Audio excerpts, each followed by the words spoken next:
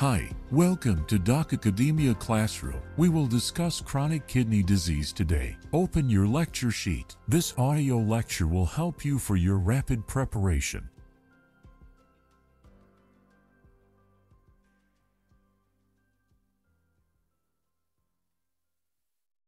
প্রবলেমের এই জিনিসগুলো পুরোটাই মর্গান থেকে নেওয়া, এবং মর্গানের এই চার্টটা খুবই ভালো আছে, মানে অসাধারণ ভালো। ফার্স্ট অফ অল সেটা হচ্ছে পেরিফেরাল নিউরোপ্যাথি, অটোনমিক নিউরোপ্যাথি এবং এনকেফালোপ্যাথি। তো পেরিফেরাল নিউরোপ্যাথি আপনার এখানে কনসার্ন সেটা হচ্ছে যে রিজিওনাল অ্যানেস্থেসিয়া দেওয়ার আগে এটা ডকুমেন্ট করতে হবে যে এই পেশেন্টের পেরিফেরাল নিউরোপ্যাথি আছে। আপনার পজিশনিং এর সময় আপনার পজিশনিংটা ঠিক মতো হইতে হবে, প্যাডিং দিতে হবে যাতে নার্ভ ইন্ট্রাপমেন্ট না হয়। অটোনমিক নিউরোপ্যাথির প্রবলেমটা কি? অটোনমিক নিউরোপ্যাথি মানে হচ্ছে যে তার sympathetic nervous system is not working well. তার মানে এর যদি ব্লাড প্রেশার কমে, সিভিয়ার ধরনের ব্লাড প্রেশার কমবে। এনকেফালোপ্যাথি ঠিক আছে যে তার মায়োক্লোনাস টাইপের একটা ব্যাপার এখানে দেখাচ্ছে, কিন্তু এনকেফালোপ্যাথির ভিতরে সবচেয়ে যে বাজে জিনিসটা, সেই বাজে জিনিসটা হচ্ছে সিজার। আপনার সিকেডি পেশেন্টের ক্ষেত্রে 10% সিকেডির পেশেন্টের এই সিজার অ্যাক্টিভিটিটা বেড়ে যায়। সিজার অ্যাক্টিভিটি বেড়ে যাওয়ার পিছনে কারণটা কি? প্রধান কারণ হচ্ছে uremia. Uremia is the first cause.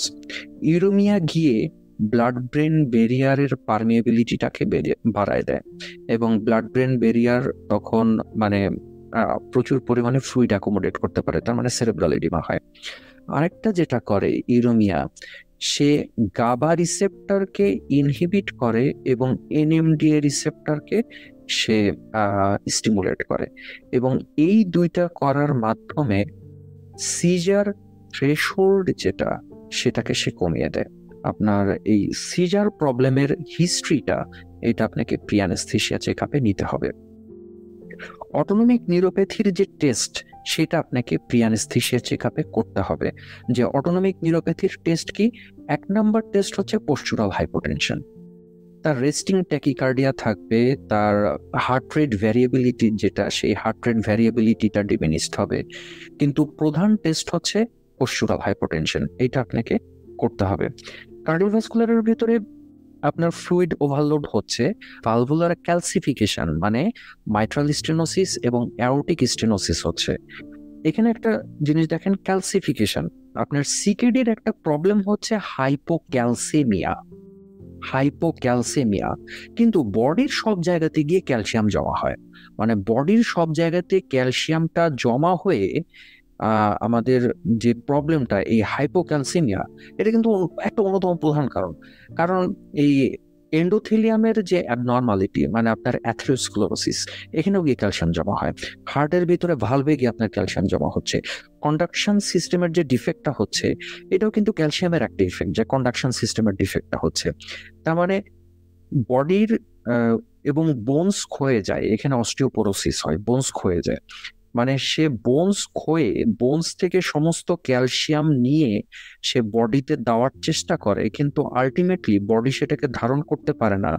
ধারণ না করতে পেরে বডির আদার্স যে সমস্ত অর্গানগুলো আছে, সেই সমস্ত অর্গানে গিয়ে এই ক্যালসিয়ামগুলো জমা হয়।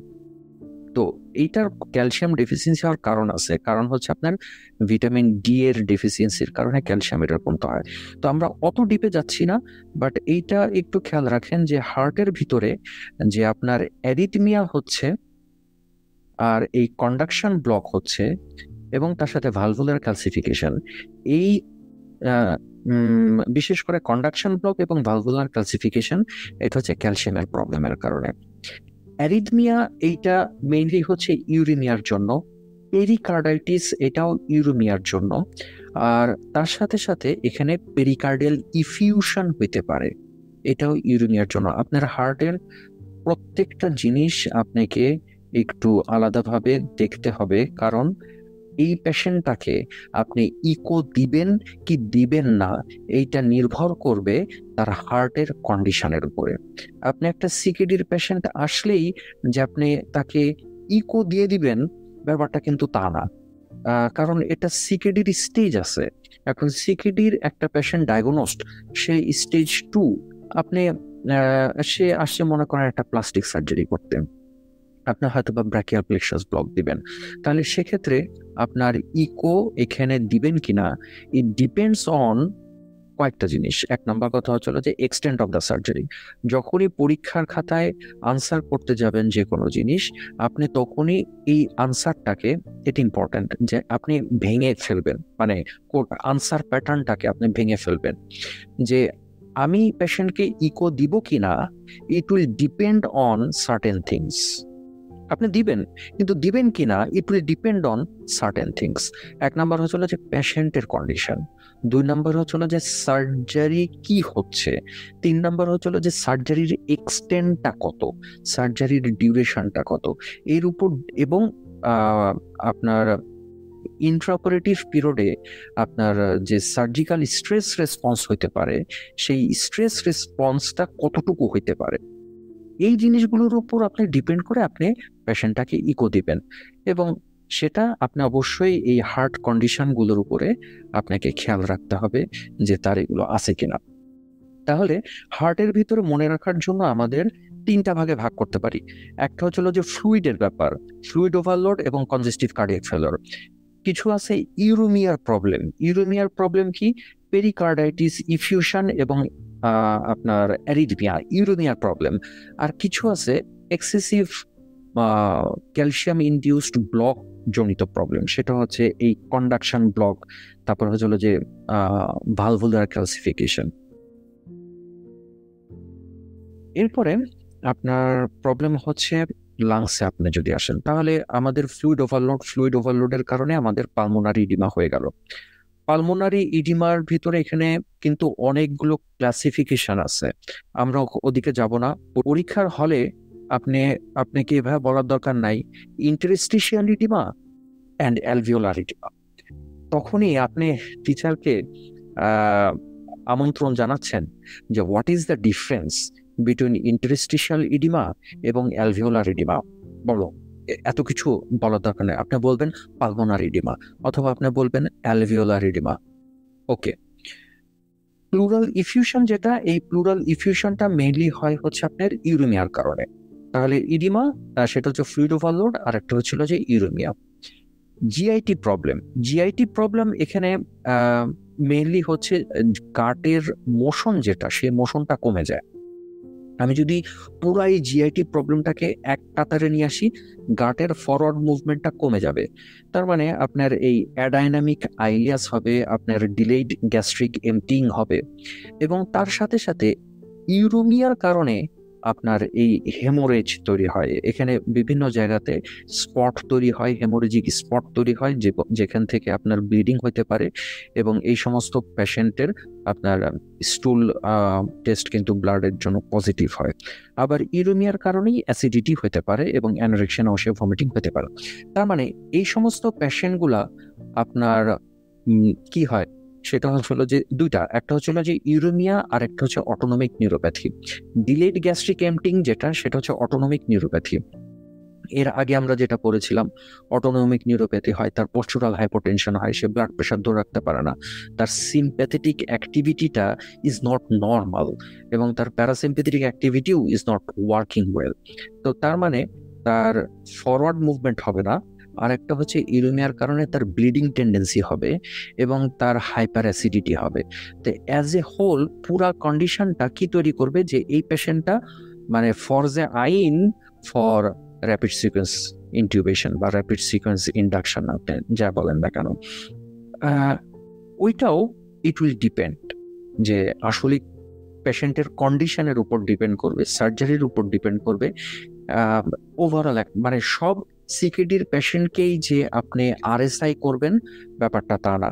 এখানে 2-1টা বইয়ের ভিতরে একটু ঝামেলা আছে, যে একটা বইয়ে এভাবে স্পষ্ট করা বলা আছে যে RSI is indicated in CKD, আবার কিছু কিছু বই বলা আছে যে আরএসআই ক্যান বি কনসিডার্ড, আবার এরকম করা আছে যে আরএসআই ইজ ডিপেন্ডেন্ট অন। আমরা আসবো যে আরএসআই আমরা কখন করব in case of CKD. Metabolic problem, এটা হচ্ছে অন্যতম প্রধান একটা বাজে জিনিস, এবং এইটাই হচ্ছে সিকেডির ভিতরে যত ঝামেলাগুলো করে সেই ঝামেলাগুলোর মধ্যে অন্যতম। যারা এফসিপিএস পার্ট 1 দিচ্ছেন তাদের জন্য এই মেটাবলিক প্রবলেমটা ইম্পর্টেন্ট, কারণ এটা হচ্ছে অ্যাসিড বেস ইলেকট্রোলাইটের একটা অংশ। সিকেডিতে মেটাবলিক অ্যাসিডোসিস হবে, কারণ হাইড্রোজেন বের হতে পারছে না। সিকেডিতে কোন কোন জিনিসগুলো বাড়বে সেগুলো লাল দাগ দেওয়া, সেটা হচ্ছে যে পটাশিয়ামের পরিমাণ বাড়বে, ম্যাগনেসিয়ামের পরিমাণ বাড়বে, ফসফেটের পরিমাণ বাড়বে, আর হচ্ছে আপনার ইউরিক অ্যাসিডের পরিমাণ বাড়বে।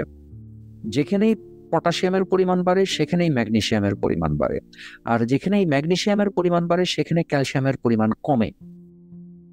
আমরা যদি এটাকে একটু কোরিলেট করি, যারা আইসিইউতে কাজ করেন অথবা কিডনি হসপিটাল রিলেটেড জায়গাতে কাজ করেন, তারা এগুলো খুব ইনভেরিয়েবলি এগুলো ফেস করেন। যেখানেই পটাশিয়াম বাড়বে, মানে এখানে একটা রিলেশন আছে, যেখানেই এটা আমরা রেনাল ফিজিওলজিতে করব, যেখানেই পটাশিয়াম বাড়বে সেখানেই ম্যাগনেসিয়াম বাড়বে, যেখানে ম্যাগনেসিয়াম বাড়বে সেখানে ক্যালসিয়ামটা কমে যাবে, সেখানে ক্যালসিয়ামটা কমে যাবে, মানে ক্যালসিয়ামের সাথে ম্যাগনেসিয়াম। আবার যেখানে এই ক্যালসিয়াম কমে যাবে, ক্যালসিয়াম কমে যাওয়ার আরেকটা কারণ হচ্ছে এই ফসফেট বেড়ে যাওয়া, ফসফেট বেড়ে যাওয়া।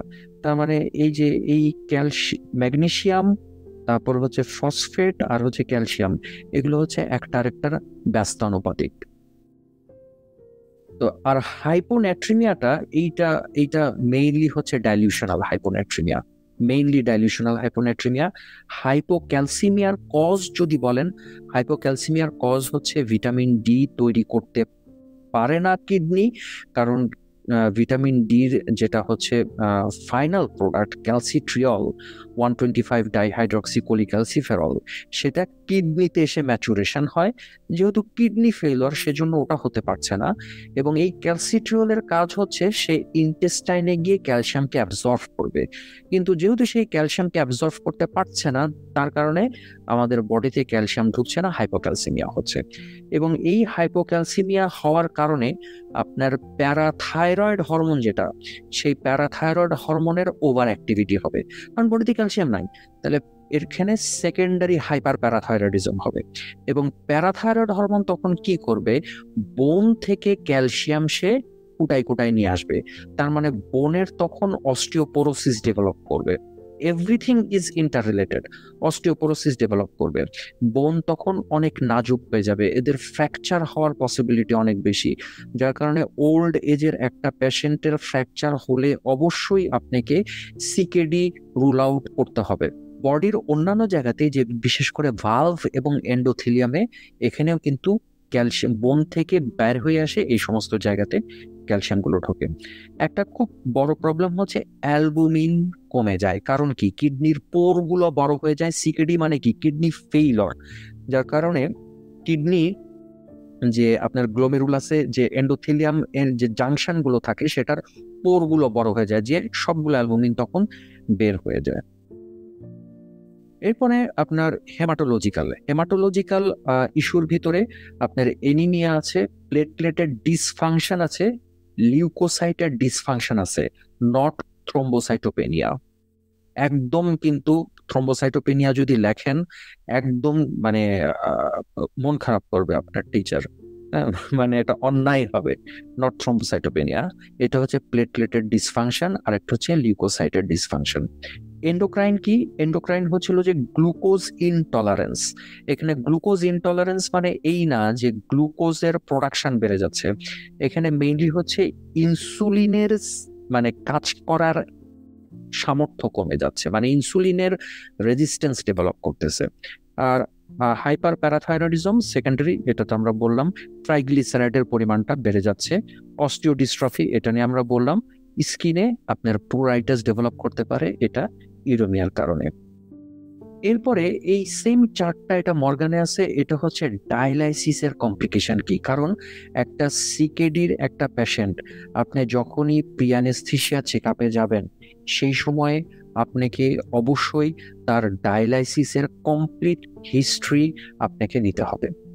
সিকেডির একটা পেশেন্টের আপনি যদি ডায়ালাইসিসের হিস্ট্রি যদি না নেন, তাহলে হবে না। এবং যদি সে বলে যে সে ডায়ালাইসিস নেয়, তাহলে আপনাকে তাকে ইন ডিটেল ডায়ালাইসিসের হিস্ট্রি নিতে হবে এবং পরীক্ষার খাতাতেও এই জিনিসটা লিখতে হবে যে সে কবে ডায়ালাইসিস পেয়েছে, সে কতক্ষণ ডায়ালাইসিস পেয়েছে, সে কিভাবে ডায়ালাইসিস পায়, তার ডায়ালাইসিসের মানে ক্যাথেটারটা কি, তার যে ডায়ালাইসিস যেটা হয় সে আপনার এটা কি হিমোডায়ালাইসিস নাকি হিমোফিল্ট্রেশন সে পায়। এরপরে আপনাকে ডায়ালাইসিসের আগে ওজন এবং ডায়ালাইসিসের পরে ওজন এটা আপনাকে জানতে হবে, কারণ ওইটা দিয়ে আপনি বুঝবেন হচ্ছে যে তার বডিতে ফ্লুইড কি পরিমাণে অ্যাকোমোডেট করে, মানে ডায়ালাইসিস ছাড়া কি পরিমাণে তার ফ্লুইড অ্যাকোমোডেট করে। আপনাকে ডায়ালাইসিসের লোকজনের সাথে আপনাকে যোগাযোগ করতে হবে যে আচ্ছা এই রুগীটার তো ওটি হবে, তো তোমরা কি ডায়ালাইসিস দিতে চাও কিনা, তোমাদের রিকোয়ারমেন্ট কি, ডায়ালাইসিস দিতে চাও কিনা। ওরা হয়তোবা বলছে যে না, ও তো সপ্তাহে 3 দিন ডায়ালাইসিস পায়, তো গত 2 দিন আগে ডায়ালাইসিস পেয়ে গেছে, এখন ডায়ালাইসিস দেওয়া লাগবে না। এখানে একটা ইম্পর্টেন্ট ক্যাচ হচ্ছে যে পেশেন্টটা ডায়ালাইসিস ডিপেন্ডেন্ট পেশেন্ট, সপ্তাহে 3 দিন মানে ডায়ালাইসিস ডিপেন্ডেন্ট পেশেন্ট, সেই পেশেন্টটা ওটির 24 ঘন্টার মধ্যে ডায়ালাইসিস দিয়ে নেওয়াটা ভালো। কেন? কারণ হচ্ছে সে 2 দিন আগে ডায়ালাইসিস পাইছে, তার বডিতে ফ্লুইড জমা হচ্ছে, তার তো ইউরিন আউটপুট নাই, প্রতিদিন মিনিমাম 500 থেকে 1 লিটার পরিমাণে ফ্লুইড তৈরি হয় ইউরিন মানে আমাদের বডিতে। তো সেক্ষেত্রে তার বডিতে কিন্তু এই যে এই 2 লিটার, এই 2 লিটার তো বেরোতে পারছে না, ইনসেন্সিবল লস দিয়ে কিছু বাড়াচ্ছে কিন্তু সে তো খাচ্ছেও, তাই না? আলটিমেটলি যে সমস্ত পেশেন্ট ডায়ালাইসিস ডিপেন্ডেন্ট পেশেন্ট, তারা কিন্তু একদম লাস্ট ডেতে এসে কিছুটা সাইন সিমটম শো করে ফ্লুইড ওভারলোডের। তো আপনি যখন একে ওটিতে নিয়ে যাবেন তার আগে মানে জেনারেল রুল হচ্ছে একটা পেশেন্ট ওটি হওয়ার 24 ঘন্টার মধ্যে তার ডায়ালাইসিস দিতে হবে। এটা হচ্ছে 1 নম্বর জেনারেল রুল। 2 নম্বর কথা হচ্ছে তার যদি মনে করেন যে এই যে 3 দিনের মধ্যে যদি লাস্টের ডেতে আসে তাহলে ডায়ালাইসিসটা আগে দিয়ে নেওয়া ভালো। এবং এইটাকে আপনি আহ আপনি সাফাই গাইবেন হচ্ছে তার একটা এবিজি করে এবং তার ইনভেস্টিগেশন গুলো দেখে এবং তার ক্লিনিক্যাল পিকচার দেখে যে তার ফ্লুইড ওভারলোড হচ্ছে কিনা, তার অ্যাসিডোসিস হচ্ছে কিনা, তার পটাশিয়ামের কি অবস্থা, তার ইউরিন আউটপুটের কি অবস্থা, এই জিনিসগুলো দেখে তাদের মানে চেষ্টা করতে হবে যে যাতে ওটির আগে যাতে ডায়ালিসিস পায়। আবার ওটির আগে আমরা এগুলো পড়বো, আমি জাস্ট এমনি বলছি আপনাদেরকে, এটা খুব ইম্পর্টেন্ট এই ডায়ালাইসিস, কিডনির এই ডায়ালাইসিস রিলেটেড এই জিনিসটা, কিডনির সাথে ডায়ালাইসিসের এই সম্পর্কটা। একটা ডায়ালাইসিস হওয়ার পরে একটা পেশেন্টকে কতক্ষণ পরে আপনি তার সার্জারি করতে পারবেন।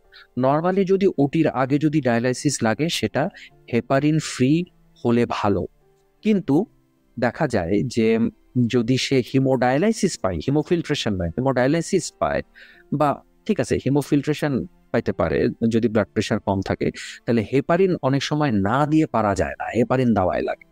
তাহলে হেপারিন যদি দিতেই হয় তাহলে এই পেশেন্টটা মানে মিনিমাম আপনার 4 থেকে 6 ঘন্টা পরে তাকে আপনার ওটি করতে হবে, মানে ওটিতে আপনি নিতে পারবেন। এটা একটা কজ যে ডায়ালাইসিস হওয়ার 4 থেকে 6 ঘন্টা পরে আপনি তাকে ওটি করতে পারবেন। আরেকটা কি, যে মনে করেন যে তাকে হেপারিন ফ্রি আপনি দিতে পেরেছেন, তাহলে কি আপনি সাথে সাথে ওটি করতে পারবেন? আইনত মানে আইনত বললে ভুল হবে, মানে অক্সফোর্ডের ভাষা অনুযায়ী এটা এটা একমাত্র অক্সফোর্ডে আছে যে ডায়ালাইসিস দেওয়ার পরে আপনার বিভিন্ন বডি কম্পার্টমেন্টে যে ফ্লুইড কম্পার্টমেন্ট আছে, তার মানে ইন্ট্রাভাস্কুলার, ইন্টারস্টিশিয়াল, ইন্ট্রাসেলুলার যে ফ্লুইড কম্পার্টমেন্ট, ট্রান্সসেলুলার যে ফ্লুইড কম্পার্টমেন্টগুলো আছে, এই ফ্লুইড কম্পার্টমেন্টের ভিতরে ফ্লুইডের ইকুইলিব্রেশন আসার জন্য আপনাকে 4 থেকে 6 ঘন্টা সময় দিতে হবে। 2টা কারণ, তার মানে হচ্ছে একটা ফ্লুইড, আর 2 নম্বর হচ্ছে বিভিন্ন কম্পার্টমেন্টের ভিতরে ফ্লুইডের ইকুইলিব্রেশন আসার জন্য, ইকুইলিব্রিয়ামে আসবে এই ফ্লুইডগুলা, সেইটার জন্য আপনাকে 4 থেকে 6 ঘন্টা সময় দিতে হবে। তো এই যে ডায়ালাইসিস মনে করেন যে পাইলো, ডায়ালাইসিস পাওয়ার পরে ওটির আগে পেশেন্টের এই ধরনের প্রবলেমগুলা হইতে পারে। কাজেই আপনাকে প্রি অ্যানেস্থেসিয়া চেক আপে কোনো একটা পেশেন্ট যদি ডায়ালাইসিস পায়, এই জিনিসটা আপনাকে পরীক্ষার খাতায় আপনাকে লিখতে হবে। আচ্ছা, এখন আপনি বলতে পারেন যে ভাই আপনি যে একটা প্রি অ্যানেস্থেসিয়া চেক আপ নিয়ে এত পড়াচ্ছেন, আমাদের পরীক্ষার খাতায় তো এভাবে প্রি অ্যানেস্থেসিয়া চেক আপ আসবে না। জিনিসটা হচ্ছে যে আমি পড়াচ্ছি বড় করে যাতে জিনিসগুলা আপনি আহ, আহ, আপনি আপনার থিঙ্কিং প্রসেসে ঢোকে, আপনি চিন্তা করতে পারেন। সেজন্য আমি পড়াচ্ছি বড় করে, কিন্তু পরীক্ষার খাতায় হয়তোবা আপনার এভাবে আসবে না, পরীক্ষার খাতায় আসবে আপনি ছোট করে। সেজন্য একদম পরীক্ষা কেন্দ্রিক না পড়ে পড়াশোনার ভালো নিয়ম হচ্ছে, আমি আমাদের সাথে যারা ইডিয়াকের যারা স্টুডেন্ট ছিলেন, আমি আমি তাদেরকে, এখানে অনেকেই আছেন, আমি তাদেরকে সবসময় বলতাম আর কি, যে আপনারা এমসি, ওই যে বাজারের যে বইগুলো আছে ফার্স্ট ইয়ার যে সমস্ত বই, সে সমস্ত বইয়ের এমসিকিউ গুলা সলভ করে সেটার আনসার পড়ে পড়ে পড়েন না, ভুল হবে। এবং আপনার মাথায় না পিকচারটা ঢুকবে না, আপনার মাথায় পিকচারটা আসতে হবে, অ্যাজ এ হোল পিকচার আসতে হবে। তখন আপনার মনে করেন যে ওই ক্যালসিয়াম নিয়ে এমসিকিউ এমনিই দিক আর এমনিই দিক আপনি পারবেন। যখন আপনার অ্যাজ এ হোল পিকচারটা আসবে, তখন আপনার কোনো ব্যাপার না কি ভাষাই বল, মানে সরি, ভাষাটা আপনাকে বুঝতে হবে। মানে আপনার সাবজেক্টটাকে আগে দিল আর ভার্বটাকে পরে দিল, ইট ডাজন্ট ম্যাটার। কাজেই আপনি কি অ্যাজ এ হোল পড়লে আপনার এই কোশ্চেনগুলোর আনসার করতে আপনার সুবিধা হবে। আচ্ছা, নিউরোলজিক্যাল, এটা হচ্ছে জাস্ট আফটার ডায়ালাইসিস এই প্রবলেমগুলো হতে পারে। নিউরোলজিক্যাল কি ডায়ালাইসিস ডিজ ইকুইলিব্রিয়াম সিনড্রোম, আপনাকে পরীক্ষার হলে এভাবে আসতে পারে, সত্যি কথা এভাবে আসতে পারে, what is dialysis disequilibrium syndrome আসতে পারে, কারণ এখনকার জামানা ওরকম হয়ে গেছে। So dialysis disequilibrium syndrome এটা আসলে কি জিনিস? এটা হচ্ছে যদি র্যাপিড ডায়ালাইসিস দেওয়া হয়, যদি র্যাপিড ইউরিয়া কারেকশন করা হয়, এটা মর্গানে আছে, র্যাপিড ইউরিয়া কারেকশন করা হয়, তাহলে আপনার নিউরোলজিক্যাল সিমটম ডেভেলপ করতে পারে, যেটা ট্রানজিয়েন্ট একটা সিমটম, বাট এইটার একটা ইফেক্ট হচ্ছে, মানে এই যে ট্রানজিয়েন্ট একটা নিউরোলজিক্যাল সিমটম, মানে পেশেন্ট একটু ডিসওরিয়েন্টেড টাইপের, এইটার মানে কজ হচ্ছে সেরেব্রাল ইডিমা। মানে ডায়ালাইসিস ডিজ ইকুইলিব্রিয়াম সিনড্রোম যেটা, মানে পেশেন্ট একটু ডিসওরিয়েন্টেড। তো এইটার this is not due to convulsion, or হচ্ছিল যে আপনার সিকেডির জাতীয় ব্যাপার না, অথবা ইউরিয়া জাতীয় ব্যাপার না, এটা ডায়ালাইসিসের প্রবলেম। এটা হচ্ছে আপনি ইউরিয়াকে বেশি তাড়াতাড়ি বডি থেকে বের করে ফেলেছেন, অথবা আপনি পানিকে বডি থেকে বেশি তাড়াতাড়ি বের করে ফেলেছেন, যার কারণে ওইটার একটা কাউন্টার ইফেক্ট হিসেবে সেরেব্রাল ইডিমা তৈরি হয়েছে। এবং এইটা মনে করা হয়, বাট এক্স্যাক্ট মেকানিজম এইটা এখনো পুরোপুরিভাবে বের করা যায়নি। এটা হচ্ছে ডায়ালাইসিস ডিসইকুইলিব্রিয়াম সিনড্রোম। এরপর হচ্ছে পেশেন্টের ভলিউম ডিপ্লেশন হইতে পারে, স্বাভাবিক আপনি পানি বের করে ফেলছেন, পেশেন্টের হাইপোটেনশন হইতে পারে, এবং এই পেশেন্টের অ্যারিথমিয়া ডেভেলপ করতে পারে। অ্যারিথমিয়া ডেভেলপ করতে পারে মানে সিকেডি হলেও অ্যারিথমিয়া, আবার আপনি ডায়ালাইসিস দিচ্ছেন, ডায়ালাইসিসের পরেও অ্যারিথমিয়া। এই অ্যারিথমিয়া হওয়ার কারণ কি? কারণ আপনার বডিতে র্যাপিডলি পটাশিয়াম চেঞ্জ হচ্ছে, ম্যাগনেসিয়াম চেঞ্জ হচ্ছে, ইউরিয়া লেভেল চেঞ্জ হচ্ছে। আপনি বুঝতেছেন 4 ঘন্টার মধ্যে আপনার বডির হোল কেমিস্ট্রি চেঞ্জ হয়ে যাচ্ছে, যার কারণে হার্ট এটার সাথে তাল মিলাতে পারছে না। যার কারণে কিন্তু এই ডায়ালাইসিসের পেশেন্টগুলা ইন্ট্রাডায়ালাইসিস অ্যারিথমিয়া হইতে পারে, এবং আপনাকে খোঁজ নিতে হবে যে ডায়ালাইসিসের ভিতরে কোনো অ্যারিথমিয়া হয়েছে কিনা। সাধারণত এফটা বেশি হয়। আচ্ছা, হাইপক্সিয়া। হাইপক্সিয়া এইটা একটা ট্রানজিয়েন্ট হাইপক্সিয়া, এবং এই ট্রানজিয়েন্ট হাইপক্সিয়াটা এইটার কারণ হচ্ছে যে বডিতে আমাদের যে নিউট্রোফিল গুলো আছে, সেই নিউট্রোফিল গুলো গিয়ে ডায়ালাইসিসের মেমব্রেন, মানে ডায়ালাইসিস তো একটা দুটা মেমব্রেন থাকে, সেমি পারমিয়েবল মেমব্রেন, এই মেমব্রেনের সাথে রিয়াকশন করে একটা ইনফ্ল্যামেটরি রিয়াকশন করে, যার কারণে এই পালমোনারি হাইপক্সিয়া ডেভেলপ করতে পারে।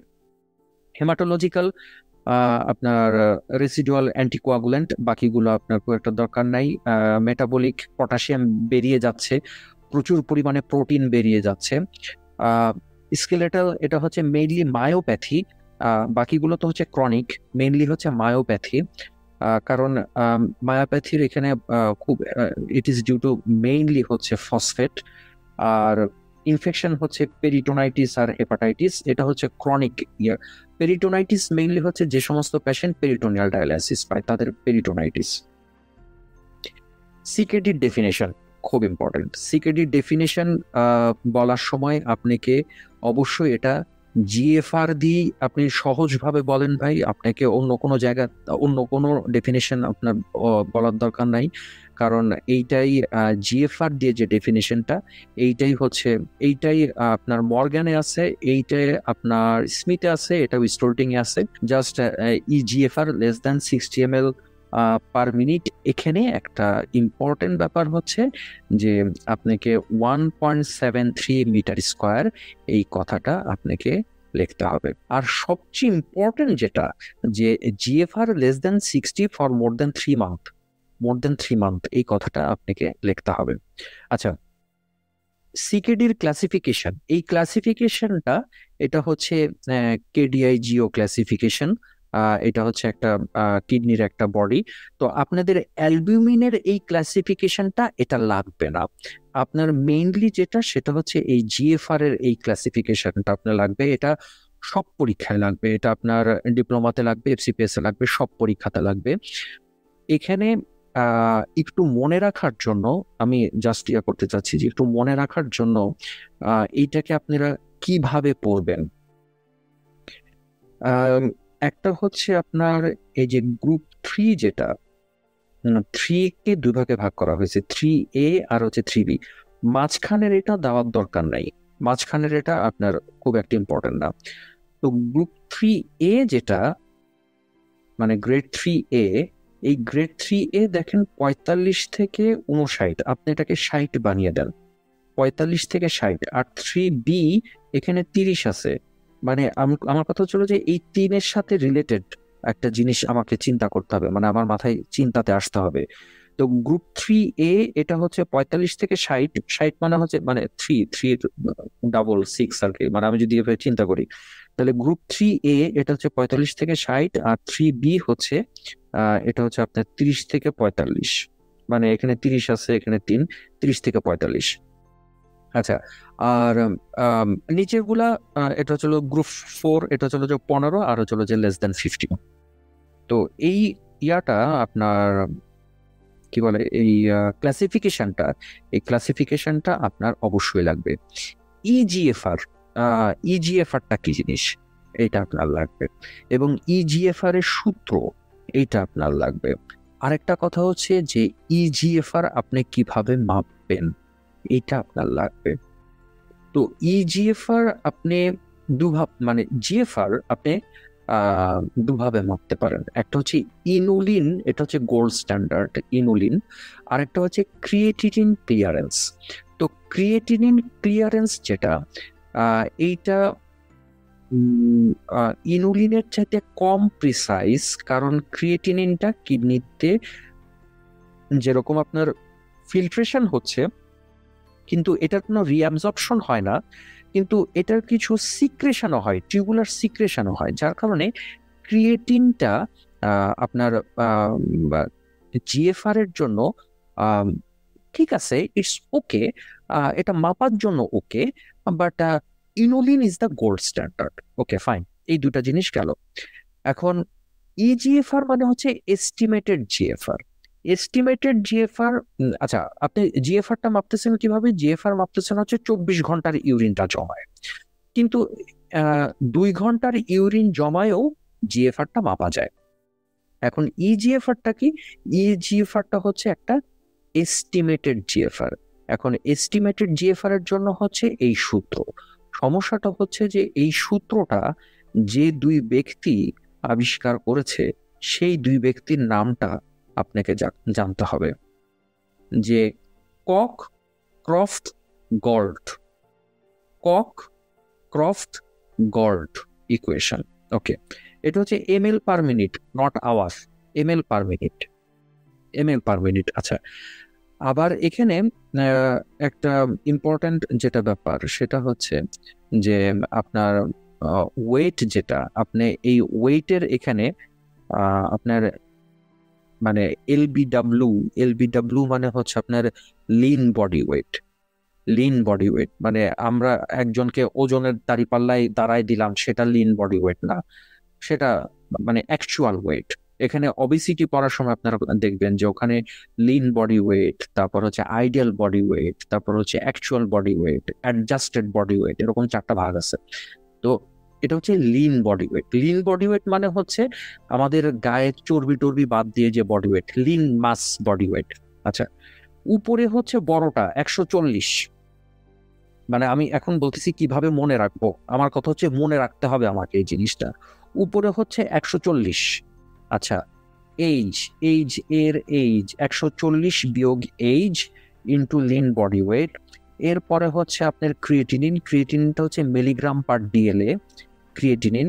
নিচে হচ্ছে 72, মানে একটু যদি আমরা করি যে উপরে 140 আর নিচে হচ্ছে 72। আচ্ছা, এই জিনিসগুলো লাগবে না, এটা জাস্ট আপনার করার জন্য আরো কিছু ইজিএফএস এর সূত্র আছে, বাট মোস্ট অ্যাকসেপ্টেড হচ্ছে এই ক্রফট গল্ড ইকুয়েশন, সেটা হচ্ছে 140 বিয়োগ age into lean body weight divided by আপনার ক্রিয়েটিনিন, যেটা হচ্ছে মিলিগ্রাম পার ডিএলএ, ইন্টু 72। এটা কিন্তু creatinine clearance in ml per minute, not ml per hour, ml per minute. ওকে,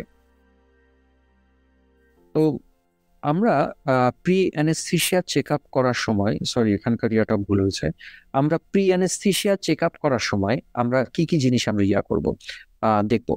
এক নাম্বার কথা হচ্ছে যে তার যে এই যে রেনাল ফেলর যেটা হয়েছে, এই রেনাল ফেলরের কজ কি, কারণ রেনাল ফেলরের কয়েকটা কজ আছে। Diabetes mellitus 1 number cause, 2 number হচ্ছে হাইপারটেনশন, 3 নাম্বার হচ্ছে গ্লোমেরুলোনেফ্রাইটিস, এরপর হচ্ছে ইন্টারস্টিশিয়াল নেফ্রাইটিস, তারপর হচ্ছে পলিসিস্টিক কিডনি ডিজিজ। তো এই 5টা কজ হচ্ছে অন্যতম প্রধান কজ। তো তার কজটা কি এটা আমাকে জানতে হবে। যেরকম আপনাকে জানতে হবে কোনো একটা পেশেন্টের যদি পেসমেকার থাকে তাহলে সেই পেসমেকারের কজটা কি এটা আপনাকে জানতে হবে। 2 নাম্বার কথা যে এর আগে সে কোনো ট্রান্সপ্লান্ট হয়েছে কিনা এবং তার ড্রাগ থেরাপি, তার মানে তার কজ কি, তার কোনো ট্রান্সপ্লান্ট হয়েছে কিনা, তার কোনো সার্জারি হয়েছে কিনা, সে কি কি ড্রাগ পায়। এই ড্রাগগুলোর ভিতরে 2টা ড্রাগ খুবই ইম্পর্টেন্ট। কিছু কিছু জিনিস আছে যেগুলো আমি স্লাইডে দিই নাই, এটা মানে যাতে আমরা কথা বলতে পারি। 2টা ড্রাগ হচ্ছে খুবই ইম্পর্টেন্ট, একটা হচ্ছে স্টেরয়েড, আর একটা হচ্ছে আপনার এসিই ইনহিবিটর। কোনো পেশেন্ট যদি স্টেরয়েড পায়, আমরা সিকেডিতে কি দেখলাম যে সিকেডির হোল কন্ডিশনটা কিন্তু আপনার নিউট্রোফিলের ডিসফাংশন, এবং এটা কিন্তু একটা ইমিউনোসাপ্রেসেন্ট একটা কন্ডিশন, মানে আপনার এই সিকেডিটা। এবং সিকেডিতে যে এনিমিয়া হয়, সেই এনিমিয়ার কিন্তু একটা কজ হচ্ছে যে আপনার bone marrow suppression due to infection, একটা কজ আছে কিন্তু। তার মানে এখানে কিন্তু একটা ইমিউনোসাপ্রেসেন্ট একটা কন্ডিশন, এবং সেখানে যদি স্টেরয়েড পায় তার মানে এই পেশেন্টটা আরো ইমিউনোসাপ্রেসিভ কন্ডিশনে গেল। স্টেরয়েড কখন পেতে পারে, যে কোনো এই ট্রান্সপ্লান্টের একটা পেশেন্ট স্টেরয়েড পেতে পারে। একটা মনে করেন যে এই পেশেন্টটা যদি আপনার সিওপিডির পেশেন্ট হয়, সেই স্টেরয়েড পেতে পারে। কাজেই যদি সে স্টেরয়েড পায় তার মানে তার হ্যান্ডেলিংটা মোর প্রিকশাস হইতে হবে, যেটা খুব ইম্পর্টেন্ট। যে এই ধরনের পেশেন্টগুলো যারা ডায়ালাইসিস পায়, যাদের ডায়ালাইসিস ক্যাথেটার আছে এবং যারা স্টেরয়েড পায়, তাদের হ্যান্ডেলিং করার সময় মানে আপনি ক্যানুলা করবেন, আপনি সিভিলাইন তো মাস্ট, আপনি আর্টারিয়াল লাইন করবেন, আপনাকে অল টাইম স্টেরাইল গ্লাভস আপনার পরা উচিত। স্টেরাইল গ্লাভস আপনার পরা উচিত, এটা আমরা মানি না, কিন্তু আপনাদের পরা উচিত। আচ্ছা, এখন ক্যানুলা করবেন, ক্যানুলাতে কেন আমাদের স্টেরাইল গ্লাভস পরা উচিত? আমি এই পেশেন্টের কথা বলছি, কেন পরা উচিত? যারা আইসিইউতে কাজ করেন, যারা কিডনি হসপিটালের সাথে যুক্ত আছেন, এই সমস্ত জায়গাতে তারা অহরহ একটা পেশেন্ট পাবেন, সেটা হচ্ছে লাইন সেপসিস। অহরহ লাইন সেপসিস, বিশেষ করে সিকেডির পেশেন্ট যাদের হচ্ছে ডায়ালাইসিস ক্যাথেটার দিয়ে তারা ডায়ালাইসিস পাচ্ছে। লাইন সেপসিস হলে কি হবে, পেশেন্টের হুট করে শিভারিং দিয়ে জ্বর আসবে, এবং সেটা বিশেষ করে ডায়ালাইসিস শুরু হওয়ার 1 ঘন্টার মধ্যে জ্বর আসবে, এবং সিভিয়ার 104 ডিগ্রি জ্বর আসবে, এবং এই জ্বরটার জন্য আপনাকে তখন ভ্যানকোমাইসিন আপনাকে দিতে হবে, এবং তার ব্লাডে পজিটিভ আসবে। এই এক ভয়াবহ কন্ডিশন। আপনি যদি কন্ট্রোল করতে না পারেন, পেশেন্ট কিন্তু সেপটিক শক হয়ে শক সিনড্রোমে চলে যাবে। তো আপনি যে ক্যানুলাটা করছেন, আমরা একটু প্র্যাকটিক্যাল লাইফ আসি এবার। আপনি যে ক্যানুলাটা করছেন, ক্যানুলাটা কিন্তু চামড়াকে ভেদ করে ভিতরে ঢুকছে। হুম। তো চামড়াকে ভেদ করে যখন ভিতরে ঢুকছে তখন চামড়ার ফ্লোরাকে সে নিয়ে ঢুকছে, 1 নাম্বার। 2 নাম্বার, ক্যানুলা যখন করেন তখন ক্যানুলার আশেপাশে তো একটা ফাঁকা জায়গা তৈরি হয় না? সেই ফাঁকা জায়গা দিয়েও কিন্তু ব্যাকটেরিয়া ঢোকে। এখন আপনি বলতে পারেন যে না ভাই, আমি আপনার এই বক্তব্য মানি না, কারণ ক্যানুলাটাও যখন ঢুকলো সে তো টাইট হয়ে ঢুকলো। আমি এটাকে এভাবে আপনাকে পিকচার করতে বলবো যে ভেন্টিলেটর অ্যাসোসিয়েটেড নিউমোনিয়া এটা হয় কিভাবে। ভেন্টিলেটর অ্যাসোসিয়েটেড নিউমোনিয়া হয় হচ্ছে যে আপনি যখন টিউবটা মানে বেলুন ফুলাইলেন, কাপ যখন ফুলাইলেন, তখন কাফের ভিতর দিয়ে তার কিচ্ছু যাওয়ার কথা না, কিন্তু আপনার সিক্রেশন গুলো কিন্তু ঠিকই কাফের সেই দেয়াল বেয়ে বেয়ে ভিতরে ঢুকে ভেন্টিলেটর অ্যাসোসিয়েটেড নিউমোনিয়া বানায় দিচ্ছে 24 থেকে 48 ঘন্টার মধ্যে। 48 ঘন্টার মধ্যে।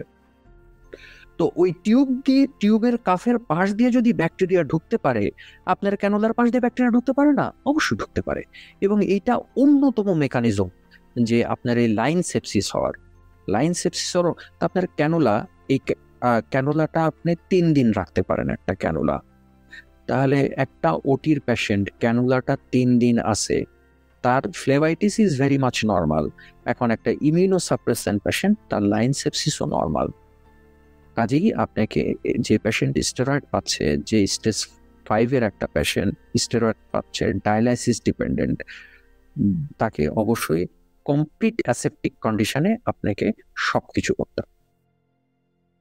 আচ্ছা, এরপরে এসি ইনহিবিটর ব্যাপারে কথাটা কি, যে এসি ইনহিবিটর সেপসিসের একটা পেশেন্ট সাধারণত সে সিকিডির একটা পেশেন্ট সে এসি ইনহিবিটর পায়। এসি ইনহিবিটরে ব্লাড প্রেশারটা কন্ট্রোল হয় এবং রেনাল ব্লাড ফ্লো মেনটেন হয়। ইম্পর্টেন্ট ফর যারা পার্ট 1 দিচ্ছেন, এসি ইনহিবিটর কিভাবে রেনাল ব্লাড ফ্লোটাকে মেনটেন করে, মানে কিডনির কোন জায়গায় কাজ করে এসি ইনহিবিটর? এটা হচ্ছে তারা ইফারেন্ট আর্টারিওলে কাজ করে। এসি ইনহিবিটর ইফারেন্ট আর্টারিওলকে ডাইলেট করে। এটা আমরা যখন ফিজিওলজি পড়বো তখন আমাদের আরো ক্লিয়ার হবে। ইফারেন্টটা যখন ডাইলেট হবে তখন আপনার জিএফআরটা তখন বাড়বে, ইফারেন্ট যখন ডাইলেট। আচ্ছা, তো এসি ইনহিবিটরের প্রবলেম হচ্ছে যে সিকেডিতে এরা এক্সেসিভ পরিমাণে আপনার হাইপোটেনশন করতে পারে, যার কারণে যারা সিকেডির পেশেন্ট, যাদের বিশেষ করে অটোনমিক নিউরোপ্যাথি আছে, তাদের এই এসি ইনহিবিটরটা অনুগ্রহপূর্বক 24 ঘন্টা বন্ধ রাখতে হবে, মানে একটা ডোজ বন্ধ রাখতে হবে। অন্যান্য ক্ষেত্রে it will depend on the patient's condition, অন্যান্য ক্ষেত্রে। বাট সিকেডির পেশেন্ট, বিশেষ করে যার নিউরোপ্যাথি আছে, অটোনমিক নিউরোপ্যাথি আছে, তার এসি ইনহিবিটরটা বন্ধ রাখতে হবে। এরপরে আপনি দেখবেন তার বিভিন্ন কোমরবিডিটি মানে এতক্ষণ আমরা যাহা যাহা আলোচনা করলাম এগুলো হচ্ছে সব কোমরবিডিটি। এই সমস্ত কোমরবিডিটির ভিতরে আপনার এই হাইপারটেনশন, ডিএম এবং এনিমিয়া, এটা হচ্ছে খুব ফ্রিকোয়েন্ট। এনিমিয়ার কারেকশন আপনার যে করতেই হবে ব্যাপারটা তা না, এরা সাধারণত 8 থেকে 10 এরা নর্মালি মেনটেন করে। যদি হেমাটোক্রিট যদি 30-এর উপরে থাকে, আপনার আর কিছু করা লাগবে না। এই পেশেন্টগুলা আপনার ইস্কিমিক হার্ট ডিজিজ, এটা তো আমরা আগেই দেখেছি। অটোনমিক নিউরোপ্যাথি, এটা হচ্ছে খুবই মারাত্মক। আমরা ডায়ালাইসিস নিয়ে কিন্তু অনেক কথা বলে ফেলেছি, যে আপনাকে প্রিয়ানেস্থেশিয়া চেক আপে আপনাকে অবশ্যই ডায়ালাইসিসটা চেক আপ করতে হবে, যে সে কোন টাইপের ডায়ালাইসিস পাচ্ছে, পেরিটোনিয়াল না হেমোডায়ালাইসিস। এখানে আপনার এই পেরিটোনিয়াল ডায়ালাইসিস আমাদের অ্যানেস্থেশিয়ার জন্য কিন্তু একটা ইম্পর্টেন্ট একটা ফ্যাক্টর, এবং এখানে কিছু মডিফিকেশনের ব্যাপার আছে। অনেক পেশেন্ট পেরিটোনিয়াল ডায়ালাইসিস পায়, তাহলে কোন একটা পেশেন্ট যদি পেরিটোনিয়াল ডায়ালাইসিস পায়, আমাদের কয়েকটা জিনিস খুব ইম্পর্টেন্ট, যে তার ওটির আগে তার ডায়ালাইসিসটাকে বন্ধ করতে হবে। তার পেট থেকে সমস্ত ডায়ালাইজেড ফ্লুইড সেগুলোকে আপনাকে বের করে দিতে হবে। কারণ কি? কারণ পেটের ভিতরে যদি ফ্লুইড থাকে তাহলে সেটা একটা অ্যাসাইটিক ফ্লুইড হিসেবে কাজ করবে। তো অ্যাসাইটিক ফ্লুইড হিসেবে যখন কাজ করবে তখন পেশেন্টের তো এফআরসি কমে যাবে, তার ডায়াফ্রামের স্প্লিন্টিং হবে। সো এটা তো মানে আপনার পেশেন্ট এক্সটিভিটি করতে পারবেন না, ভয়াবহ সিচুয়েশন হবে। তো সেক্ষেত্রে আপনাকে ডায়ালাইজেড ফ্লুইড গুলো আপনাকে বের করে দিতে হবে। কোনো একটা পেশেন্ট মনে করেন আপনার লেন্দি একটা অপারেশন হলো, লেন্দি অপারেশনের পরে পেরিটোনিয়াল ডায়ালাইসিস যে আবার আপনি তাকে লাগাই দিবেন, এটা হবে না। মানে peritoneal dialysis it takes long time, এবং this is not very much effective মানে ওরকম মানে আপনার মারদাঙ্গা ইফেক্টিভ না আর কি। তাহলে সেক্ষেত্রে এই পেশেন্টটা যদি, যার লং ডিউরেশন অফ সার্জারি হলো, যার প্রচুর পরিমাণে ফ্লুইড লেগেছে এবং তার পালমোনারি ইডিমা ডেভেলপ করেছে অথবা করার পসিবিলিটি বেশি, সেই সমস্ত পেশেন্টকে চেঞ্জ করে আপনাকে হেমোডায়ালাইসিসে আনতে হবে। এটা একটা ইম্পর্টেন্ট। সিকেডির একটা পেশেন্টের খুব একটা ইম্পর্টেন্ট জিনিস হচ্ছে তার রেসিডুয়াল ইউরিন আউটপুট কত। মানে এইটা আপনাকে অবশ্যই ওটির আগে আপনার প্রিয়ানেস্থেসিয়া চেক আপ ফর্মে এই জিনিসটা আপনাকে লিখতে হবে যে তার রেসিডুয়াল ইউরিন আউটপুট কত। কারণ একটা সিকেডি আমি মেনে নিচ্ছি, সিকেডি স্টেজ 5 যার জিএফআর হচ্ছে <15 আমি মেনে নিচ্ছি, কিন্তু ওরে যদি আপনি আবার একেআই বানান, পেরি অপারেটিভ একেআই বানান, তাহলে একটু বিপদ আছে। হ্যাঁ, মানে ওই পেশেন্টটা বাঁচবে না। প্রবলেম হচ্ছে এটাই যে ওই পেশেন্টটাকে বাঁচানো, আপনি যদি আইসিইউতে কাজ করেন তাহলে তো সারে সর্বনাশ, মানে ওটাকে তো পারবেন না। আর অন্য কেউ যদি আইসিইউতে কাজ করে, যদি আপনার শত্রু হয়ে থাকে, তাহলে সেটা আলাদা কথা। যার কারণে এই রেসিডুয়াল ইউরিন আউটপুট ওটির আগে এটা আপনাকে নোট ডাউন করতে হবে এবং ইন্ট্রাঅপারেটিভ পিরিয়ডে আপনাকে এইটা মেনটেন করতে হবে। এবং এইটা মেনটেন করার মানে উপায় হচ্ছে দুইটা। এক হচ্ছে এই পেশেন্টেরকে ইউভোলিমিয়া মেনটেন করতে হবে এবং কোনো মতেই একে হাইপোটেনসিভ হতে দেওয়া যাবে না। যে সিকেডির পেশেন্টটা প্রি অপারেটিভ পিরিয়ডে হাইপারটেনসিভ ছিল, ওই ব্লাড প্রেশারটা আপনার লাগবে, তার কোনো মতেই 15 থেকে 20% আপনার ব্লাড প্রেশার আপনি কমাইতে পারবেন না। একটা সিকেডির পেশেন্ট যদি লেস দেন 80 মিন আর্টেরিয়াল প্রেশার, সিকেডি মানে কোনো একটা প্রেশার, কোনো পেশেন্ট, যে কোনো পেশেন্ট, এটা অক্সফোর্ডে লেখা আছে, কোনো একটা পেশেন্ট যে যদি লেস দেন 80 মোর দেন 10 মিনিটস যদি থাকে, তাহলে তারা এই কেয়ার ডেভেলপ করতে পারে। আবার কোনো একটা পেশেন্ট যদি লেস দেন 50 থেকে 60 যদি 5 মিনিটস থাকে, তাহলে তারা এই কেয়ার ডেভেলপ করতে পারে। লেস দেন 50 থেকে 60 এরা বলা আছে এক জায়গায় যে লেস দেন 5 মিনিটস, আর এটা হচ্ছে লেস দেন 80 যদি মোর দেন 10 মিনিটস থাকে। তাহলে সেক্ষেত্রে আপনার এই নর্মোভোলিমিয়া, নর্মোটেনশন, মানে এগুলো তো মোর্দা কথা, একদম গদবাঁধা সব জায়গার কথা। নর্মোভোলিমিয়া, নর্মোটেনশন, এটা আপনার সব ডিজিজে লাগাইতে হবে যে আপনার অ্যানেস্থেটিক গোল। আর সিকিডির ক্ষেত্রে এই residual urine output must must must. Okay, এরপরে আপনি খুব ইম্পর্টেন্ট আমি বলবো সেটা হচ্ছে যে, মানে এগুলো সব হচ্ছে পানির সাথে রিলেটেড, খেয়াল রাখবেন পানির সাথে রিলেটেড, যে পেশেন্টটা কি হাইপার ভলিমিক আছে নাকি হাইপোভলিমিক আছে। যদি হাইপার ভলিমিয়া থাকে তাহলে তার ডায়ালাইসিস লাগবে, যদি হাইপোভলিমিয়া থাকে তাহলে তার ডায়ালাইসিস লাগবে না। কিন্তু এর সাথে সাথে আপনাকে দেখতে হবে যে তার অটোনমিক ডিসফাংশনটা কতটুকু। আপনাকে এই হাইপোভলিমিয়া এবং হাইপার ভলিমিয়ার টেস্টটা এটা করে নিতে হবে।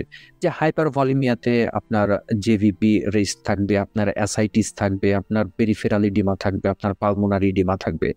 হাইপোভলিমিয়া হলে আপনার টাং কোটিং থাকবে, আপনার স্কিন যেটা স্কিন টার্গারটা আপনার ডিলেট হবে। তারপর হচ্ছে আপনার পেরিফেরি, আপনার পারফিউশন কম হবে, কুল পেরিফেরি হবে। আপনার ক্যাপিলারি রিফিল টাইম, যেটা ক্যাপিলারি রিফিল টাইমও আপনি হাইপোভলিমিয়াতে দেখবেন যেটা মোর দেন 2 সেকেন্ড হবে। এরপরে আপনার হচ্ছে যে তার হেপারিনের ব্যাপারটা কি, সে যে ডায়ালাইসিস পাইছে তার হেপারিনের ব্যাপারটা কি, তার যে অ্যান্টিবায়োটিক, সে যে অ্যান্টিবায়োটিক যে ড্রাগটা পায়, সে অ্যান্টিবায়োটিক ড্রাগটা সে কিভাবে পাইছে। কারণ ডায়ালাইসিস যদি কোনো পেশেন্ট পায় তাহলে, এবং সে কোন অ্যান্টিবায়োটিকটা পাচ্ছে, সেটা যদি হাইড্রোফিলিক অ্যান্টিবায়োটিক হয় তাহলে সেটা ডায়ালাইসিস দিয়ে বেরোয় যাবে। তার মানে ডায়ালাইসিসের পরে তাকে আরেকটা লোডিং ডোজ অফ অ্যান্টিবায়োটিক তাকে পাইতে হবে। মানে all this are parts of pre anaesthesia checkup. আপনি যদি বলতে চান যে ভাই প্রি অ্যানেস্থেসিয়া চেকআপ এত বড়, জি প্রি অ্যানেস্থেসিয়া চেকআপ এত বড়, সিকেডির একটা প্রি অ্যানেস্থেসিয়া চেকআপ অনেক বড়। ডায়ালাইসিস সাধারণত ওটির 24 ঘন্টা, মানে আগের 24 ঘন্টা না পরের 24 ঘন্টা, ব্যাপারটা কিন্তু সেটা না, মানে within 24 hours of the surgery এটা আপনাকে পাইতে হবে। যদি হাইপার ভলিমিয়া থাকে তাহলে আগেই পাই যাবে, অথবা যদি হাইপার ভলিমিয়া যদি না থাকে, যদি সবকিছু ঠিক থাকে তাহলে ওকে। যদি মনে করেন যে ওটি হলো, ওটিতে মনে করেন যে আপনি তাকে ফ্লুইড দিলেন, তারপরে যদি মনে হয় যে পেশেন্টের ডায়ালাইসিস দরকার, তাহলে আপনি ওটির পরে দিতে পারেন। সো এটা হচ্ছে উইদিন 24 আওয়ার্স। এটা যে সমস্ত পেশেন্ট হচ্ছে ডায়ালাইসিস ডিপেন্ডেন্ট পেশেন্ট, কথাটা হচ্ছে এটা। আচ্ছা, 4 থেকে 6 ঘন্টা আপনাকে অ্যালোকেট করতে হবে। আর্জেন্ট ডায়ালাইসিসের ইন্ডিকেশন গুলো কি কি, সেটা হচ্ছে হাইপার ক্যালেমিয়া, ফ্লুইড ওভারলোড, আপনার যদি সিমটোম্যাটিক ইউরেমিয়া যদি থাকে তাহলে সেটা, তারপর হচ্ছে অ্যাকিউট মেটাবলিক অ্যাসিডোসিস। আচ্ছা, ওকে। ইনভেস্টিগেশনে আপনি তার কমপ্লিট ব্লাড কাউন্ট তো করবেনই, এবং এই সমস্ত পেশেন্ট এনিমিক থাকে, এরা হচ্ছে নর্মোসাইটিক নর্মোক্রোমিক এনিমিয়া, এবং এই এনিমিয়ার কারণে আপনার এখানে কিছু পজিটিভ ইফেক্ট হয়। কি ধরনের এনিমিয়া এবং হচ্ছে আপনার অ্যাসিডোসিসের কারণে এখানে একটা পজিটিভ ইফেক্ট হয়। পজিটিভ ইফেক্টটা কি, সেটা হচ্ছে যে ওডিসি কার্ভ যেটা, সেই ওডিসি কার্ভটা এটা রাইটে শিফট হয়ে যায়। রাইটে শিফট হয়ে যাওয়া মানে কি, মানে হচ্ছে তার অক্সিজেন ডেলিভারি করার ক্যাপাসিটি বেশি, অক্সিজেন ডেলিভারি করার ক্যাপাসিটিটা বেশি। এখানে একটা ইম্পর্টেন্ট পয়েন্ট আছে, এই ইম্পর্টেন্ট পয়েন্ট যেটা আপনাকে পেরি অপারেটিভ পিরিয়ডে মেনটেন করতে হবে। তার মানে পেশেন্টটা এনিমিক এবং তার অ্যাসিডোসিস আছে, মানে তার হাইড্রোজেন আয়নের পরিমাণটা বেশি, অ্যাসিডোসিস আছে। আপনি যদি এই পেশেন্টকে হাইপার ভেন্টিলেট করে তার অ্যাসিডোসিস যদি কারেকশন খুব বেশি করে ফেলান, তাহলে সেক্ষেত্রে কিন্তু তার ওডিসি কার্ভটা তখন লেফটে শিফট হয়ে যাবে। ওডিসি কার্ভটা আগে নর্মালি রাইটে শিফট হয়ে পেরিফেরাল অক্সিজেন ডেলিভারি সে মেনটেন করতেছিল, কিন্তু আপনি যখনই তাকে হাইপার ভেন্টিলেট করে লেফটে শিফট করে দিলেন, তখন কিন্তু তার ওডিসি হাইপার ভেন্টিলেট করলেন, দিয়ে সমস্ত কার্বন ডাইঅক্সাইড বাইর করে দিলেন, দিয়ে তাকে রেসপিরেটরি অ্যালকালোসিস করলেন, দিয়ে পেশেন্টের পিচটাকে আপনি নর্মাল করে ফেললেন, তাহলে এই পেশেন্টের তখন কিন্তু অক্সিজেন ডেলিভারি করার ক্যাপাসিটি তখন কমে যাবে। তখন কিন্তু আপনাকে আবার তখন এনিমিয়া কারেকশন করা লাগবে। এনিমিয়া কারেকশন যদি করতে চান, তখন পেশেন্টার হাইপার ভলিমিয়া হয়, তখন তার পালমোনারি এডিমা হবে। তার মানে it is very important to do the pre operative ABG, এবং যে এবিজিটা আছে এই এবিজি কারেকশন হয়ে দেন পেশেন্ট ওটিতে আসবে।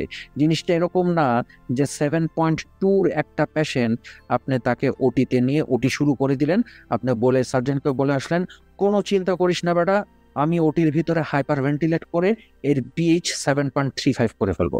আপনি এটা করতে পারেন, অবশ্যই করতে পারেন, ফাইন। যদি আপনার এটা নিয়ত থাকে যে পেশেন্টটাকে আপনি পোস্ট অপারেটিভ পিরিয়ডে আপনি ভেন্টিলেটর রাখবেন, তাহলে আপনি এটা করতে পারেন, ইটস ওকে। আপনি মেটিকুলাসলি মনে করেন যে ব্লাড লস খুব কম হলো, আপনি পেশেন্টটাকে আপনি ভেন্টিলেটরে রাখবেন, তাহলে ইটস ওকে। কিন্তু যদি আপনার এক্সটিউবেশনের নিয়ত থাকে, তাহলে সেক্ষেত্রে এই এবিজি করে তার পিএইচটাকে আগে থেকেই কারেকশন করে নিতে হবে। কারেকশন করে কিছুটা সময় যেতে দিতে হবে, মিনিমাম 4 থেকে 6 ঘন্টা, মানে বডিকে অ্যাডজাস্ট করতে হবে, 4 থেকে 6 ঘন্টা একটা সময় যেতে হবে। সময় যাওয়ার পরে তারপরে আপনি ওটিতে নিয়ে আসেন, এবং ওটিতে নিয়ে আসার পরে যে পিএইচ এ আপনি নিয়ে আসতেছেন, ওটির ভিতরে আপনাকে সেই পিএইচ মেনটেন করতে হবে। ওটির ভিতরেও আপনাকে একটা এবিজি করতে হবে যে আপনি সেই পিএইচ মেনটেন করতেছেন কিনা, এবং আপনার অবশ্যই ক্যাপনোগ্রাফি লাগবে, এবং সিকেডির একটা পেশেন্টের ওটি করার সময় আপনার পালস অক্সিমিটারের পরে এবং আপনার এনআইবিপির পরে আপনার মোস্ট ইম্পর্টেন্ট জিনিস হচ্ছে capnography, not arterial blood pressure, not CVP, NIBP. এবং আরেকটা ইম্পর্টেন্ট জিনিস হচ্ছে ইউরিন আউটপুট, মানে হচ্ছে ক্যাথেটার করা। এবার আপনি বলতে পারেন যে সিকেডির একটা পেশেন্ট ইমিউনোসাপ্রেসেন্ট হয়ে আছে, আপনি কেন বলতেছেন ক্যাথেটার করার? কারণ আপনি কি ওই যে ইউরিন আউটপুট যেটা আপনি আগে দেখে এসেছেন, ওটির আগে যে ইউরিন আউটপুট সে মেনটেন করতেছে, সে ঘন্টায় মনে করেন 20 ml করে তার ইউরিন আউটপুট আছে, আপনি কি ওটির মধ্যে ওটাকে মেনটেন করতে হবে। ওটির মধ্যে যদি মেনটেন যদি আপনি না করতে পারেন, যেটা করাটা সম্ভব না, আমি বলে দিচ্ছি, তো যে ব্যক্তি 20 ml করে ইউরিন আউটপুট করতেছে, তার ওটিতে আপনি 20 ml ইউরিন আপনি বাইর করতে পারবেন না। কারণ কি, সিম্প্যাথেটিক স্ট্রেস রেসপন্স আছে, আপনার অ্যান্টিডায়াবেটিক হরমোন রিলিজ হচ্ছে, অ্যালডোস্টেরন রিলিজ হচ্ছে। এই অ্যান্টিডায়াবেটিক হরমোন আর অ্যালডোস্টেরন মিলে তো আপনার 20 ব্যাক করতে দিবে না, স্বাভাবিক কথা। কিন্তু আপনাকে প্রমাণ রাখতে হবে যে আপনি ব্লাডারটাকে ফাঁকা রাখছেন, আপনি মনিটর করছেন যে ঠিক আছে আপনার ইউরিন নাই, এটা হচ্ছে আপনার প্রমাণ। তাহলে আপনার এটাকে জায়েজ করার সুবিধা হবে যে আপনার পোস্ট অপারেটিভ পিরিয়ডে আপনার ডায়ালাইসিস দরকার। পটাশিয়াম, আপনার ইলেকট্রোলাইট ইজ ভেরি ইম্পর্টেন্ট, এবং পটাশিয়াম যদি আপনার বেশি থাকে সেই পটাশিয়ামকে কারেকশন করেই আপনার ওটিতে আসতে হবে। এবং ওটির ভিতরে আমরা অনেক ধরনের ওষুধ ইউজ করি যেগুলো পটাশিয়ামকে বাড়ায়। তার ভিতরে একটা তো হচ্ছে সাক্সামেথিনিয়াম, এছাড়া আরও কি আছে, বিটা ব্লকারও কিন্তু আপনার পটাশিয়ামকে বাড়ায়। এই পেশেন্টগুলো এসি ইনহিবিটর পায়, তার মানে এদের এসি ইনহিবিটর যদি বন্ধ না করেন তার মানে পটাশিয়াম বাড়বে। যদি মানে আল্লাহ না করুক যদি আপনি এনএসআইডি যদি না দিয়ে দেন তাহলে এরাও কিন্তু পটাশিয়াম বাড়বে। এছাড়াও কিন্তু এই যে ট্যাক্রোলিমাস এটা হচ্ছে ইমিউনোসাপ্রেসেন্ট, সাধারণত আপনার রেনাল ট্রান্সপ্লান্টের পেশেন্টগুলো পেয়ে থাকে। এগুলো সবই কিন্তু আপনার পটাশিয়ামকে বাড়ায়। ওকে, এবার হচ্ছে কোয়াগুলেশন। আপনার পিটি, এপিটিটি, আয়এনআর এগুলো সব নর্মাল থাকবে, প্লেটলেট কাউন্ট নর্মাল থাকবে, আপনার ব্লিডিং টাইম বিটি এইটা বাড়বে, আপনি ব্লিডিং টাইম বিটি এটা বাড়বে। কাজেই বিটি এটা টেস্ট করাটা দরকার আছে, মানে ক্লটিং টাইম টেস্ট করার দরকার নাই, বিটি এটা টেস্ট করার দরকার আছে। বিটিটা কি করে? বিটিটা হচ্ছে যে আপনার মানে ব্লিডিং টাইমটা মানে হচ্ছে বাড়েটা কেন, এখানে হচ্ছে আপনার প্লেটলেটের ফাংশনালিটিটা কমে যায়। মানে প্লেটলেট কাউন্ট ঠিক আছে, বাট প্লেটলেটের ফাংশনালিটিটা কমে যায়। কারণ প্লেটলেটের ভিতরে মানে প্লেটলেটের গায়ে এডিপি, এই এডিপিটা ভন উইলব্র্যান্ড ফ্যাক্টরের সাথে লেগে প্লেটলেটের ফাংশনালিটিটাকে মেনটেন করে। এডিপি এবং ভন উইলব্র্যান্ড ফ্যাক্টরের সাথে লেগে প্লেটলেটের ফাংশনালিটি মেনটেন করে। ইউরিয়ার লেভেল যখন বেড়ে যায় তখন এই ফাংশনালিটি হয় না, এডিপির সাথে আর ভন উইলব্র্যান্ড ফ্যাক্টর লাগতে পারে না। যদি না লাগে তাহলে সেক্ষেত্রে তার কোয়াগুলেশন ইফেক্ট ঠিক মতো আসবে না, যার কারণে তার ব্লিডিং টাইমটা তখন বেড়ে যাবে।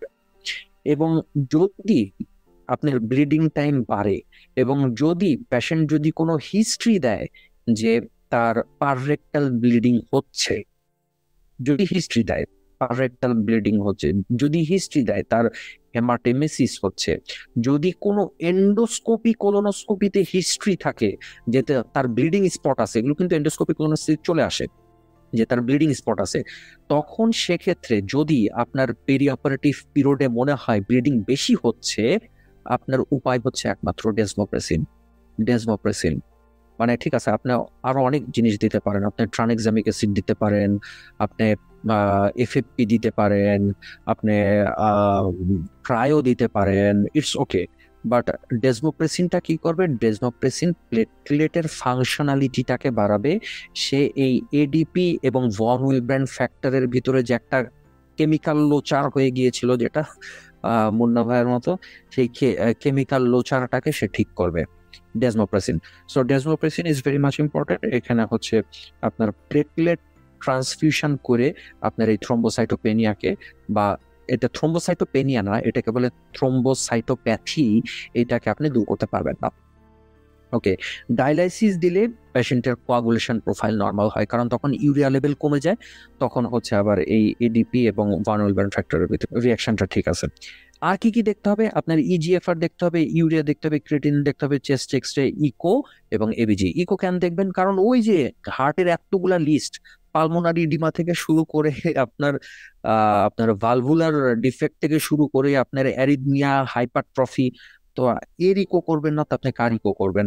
অলসো ইট ডিপেন্ডস কি কি, এই যে আমরা যে কিছুক্ষণ আগে আলোচনা করলাম যে এক্সটেন্ট অফ দ্য সার্জারি, আপনার পেশেন্টের eGFR is very important here, যে সে কোন লেভেলে আছে।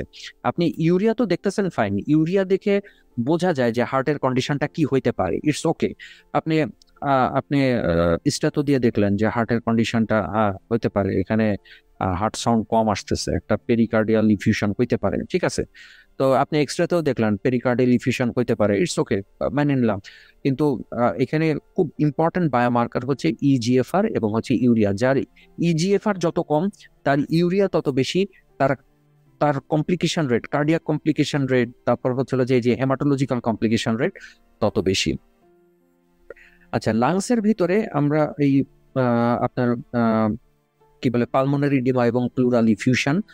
এটা তো জানি যে পালমোনারি এডিমা প্লুরাল ইফিউশন হলে কি হবে, আমাদের এফআরসি কমবে, আমাদের ভিকিউ মিসম্যাচ আমাদের বেশি হবে। ওকে, তারপর হচ্ছে যে সিএপিডি ক্যাথেটার মানে হচ্ছে ওই পেরিটোনিয়াল ক্যাথেটার কি হবে, এফআরসি কমবে, ডায়াফ্রামেটিক স্প্লেন্টিং হবে, এটাও মেনে নিলাম।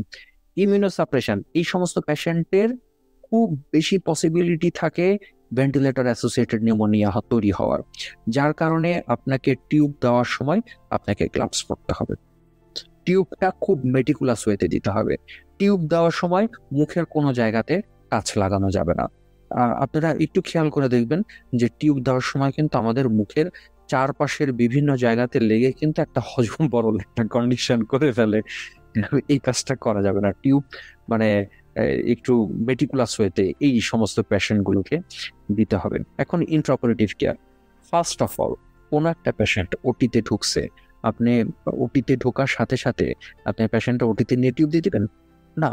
আপনাকে দুটো জিনিস কনফার্ম করতে হবে, সেটা হচ্ছে যে পেশেন্টের হেপাটাইটিস বি এবং সি আছে কিনা, এবং আপনি প্রি অ্যানেস্থেসিয়া চেক আপে এটা কনফার্ম করছেন কিনা। কারণ এই খালি তো আপনি না, এখানে তো আরো অনেক লোকজন আছে, কাজে এইটার হেপাটাইটিস বি এবং সি আপনাকে এটাকে অবশ্যই ডকুমেন্টেশনে রাখতে হবে। আপনি এটা চেক করবেন হেপাটাইটিস বি এবং সি।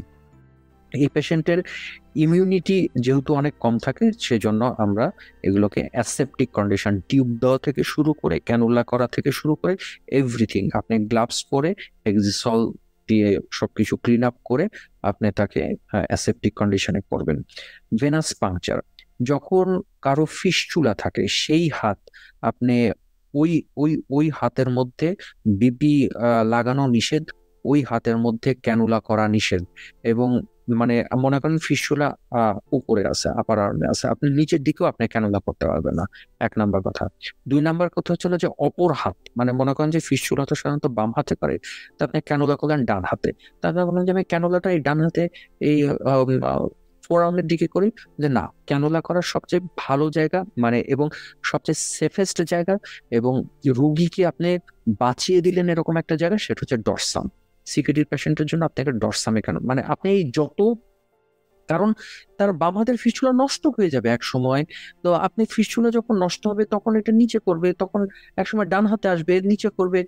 আপনি যদি পিকচারটা যদি খেয়াল করেন, এই যে এই প্রত্যেকটা ফিস্চুলা নষ্ট হয়ে গেছে। সো আপনাকে ওই ভেসেল গুলোকে আপনাকে টিকায় রাখতে হবে। ফিস্চুলাটাকে তার মানে হচ্ছে আপনাকে কটন প্যাড দিয়ে মোড়া রাখতে হবে, ওখানে কোনো ক্যানুলা করা যাবে না, ওখানে এনআইবিপি করা যাবে না, এবং ফিস্চুলার আর্মটাকে একটু উঁচা করে একটু রাখতে হবে। আচ্ছা, তারপর হচ্ছিল যে আপনার আইভি ক্যানোলা, যেটা আইভি ক্যানোলা আপনার ডরসামে করবেন। আর আপনি যদি কোনো মতেই যদি কোনো জায়গাতে আইভি ক্যানোলা যদি না পারেন, তাহলে সেক্ষেত্রে আপনাকে সিভি লাইন করতে হবে। আচ্ছা, মনে করেন যে কোনো একটা পেশেন্টের সিভি লাইন করা নাই কিন্তু তার ডায়ালাইসিস ক্যাথেটার আছে, এই ডায়ালাইসিস ক্যাথেটার আপনি ইউজ করবেন না। কারণ কি? কারণ ডায়ালাইসিস ক্যাথেটারের ভিতরে হেপারিন মিক্সড ফ্লুইড থাকে, এবং যখনই আপনি এটাকে পুশ করলেন মোটামুটি 5000 ইউনিট অফ মানে 1 ml 5000 ml অফ হেপারিন কিন্তু চলে গেল। কাজে সেক্ষেত্রে আপনার এই ডায়ালাইসিস ক্যাথেটার ইউজ করা যাবে না। যদি আপনার কোনো কিছুই না না হয়, মানে আপনার নাই, আপনার কিছুই নাই, তাহলে সেক্ষেত্রে লাস্ট রিসোর্ট, কিন্তু এটা আপনি পরীক্ষার কথা আপনি বলবেন না, মানে এটা আপনি অ্যাভয়েড করবেন। আপনি পরীক্ষার কথা এভাবে বলবেন যে I will not use the dialysis catheter. If there is any cannulation fail, then I will go for the CV line. CV line এখন আপনি কোথায় করবেন? সিভি লাইন আপনি ফিমোরাল সিভি লাইন আপনি করবেন না, কারণ ফিমোরাল সিভি লাইন করতে গেলে আপনার এটা মানে ভবিষ্যতের জন্য, এই পেশেন্টটা যদি ট্রান্সপ্লান্টের ক্যান্ডিডেট হয়ে থাকে সেজন্য আপনি ওই ফিমোরাল ভেসেলটাকে আপনি বাঁচায় রাখবেন। আবার কোনো কোনো জায়গায় বলা আছে যে সিভি লাইন করার সময় সাবক্লেভিয়ান সিভি লাইনটা ইজ নট সুইটেবল, এবং সাবক্লেভিয়ান সিভি লাইনটা আপনি অ্যাভয়েড করেন। কারণ কি?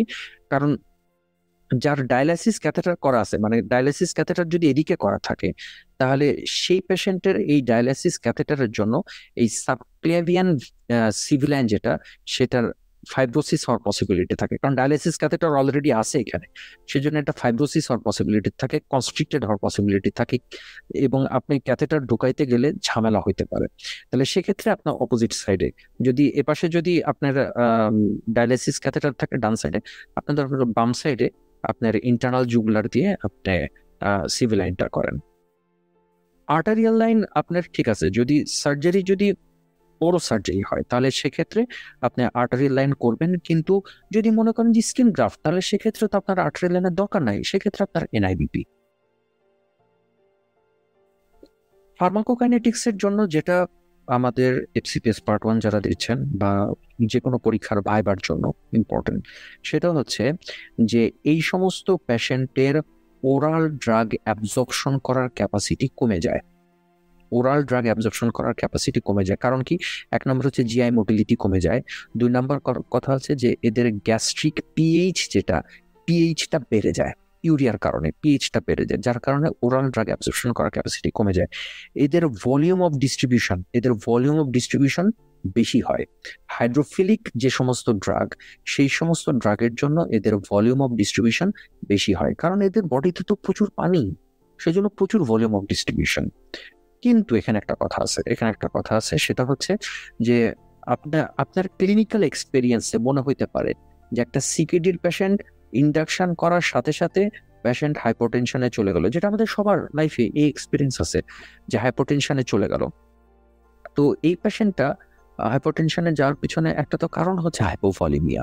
ঠিক আছে, হাইপোভলিমিয়া যদি ডায়ালাইসিস হওয়ার পরে যদি হাইপোভলিমিয়া হতে পারে, 1। 2 নম্বর হচ্ছে তার যদি আগে থেকে কোনো সেপসিস থাকে তাহলে সেক্ষেত্রে তার হাইপোভলিমিয়া হতে পারে, কারণ ভেসোডায়ালেশন হয় হাইপোভলিমিয়া। সেপসিস কি করে? ভেসোডায়ালেশন হয় হাইপোভলিমিয়া। যদি পেশেন্টের নশিয়া, ভমিটিং, ডায়রিয়া এগুলো থাকে তাহলে তার হাইপোভলিমিয়া হতে পারে।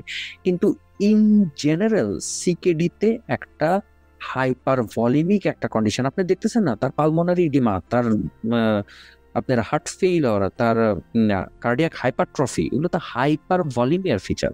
তার মানে সিকেডি হচ্ছে একটা ভলিউম অফ ডিস্ট্রিবিউশন বেশি হবে ড্রাগের।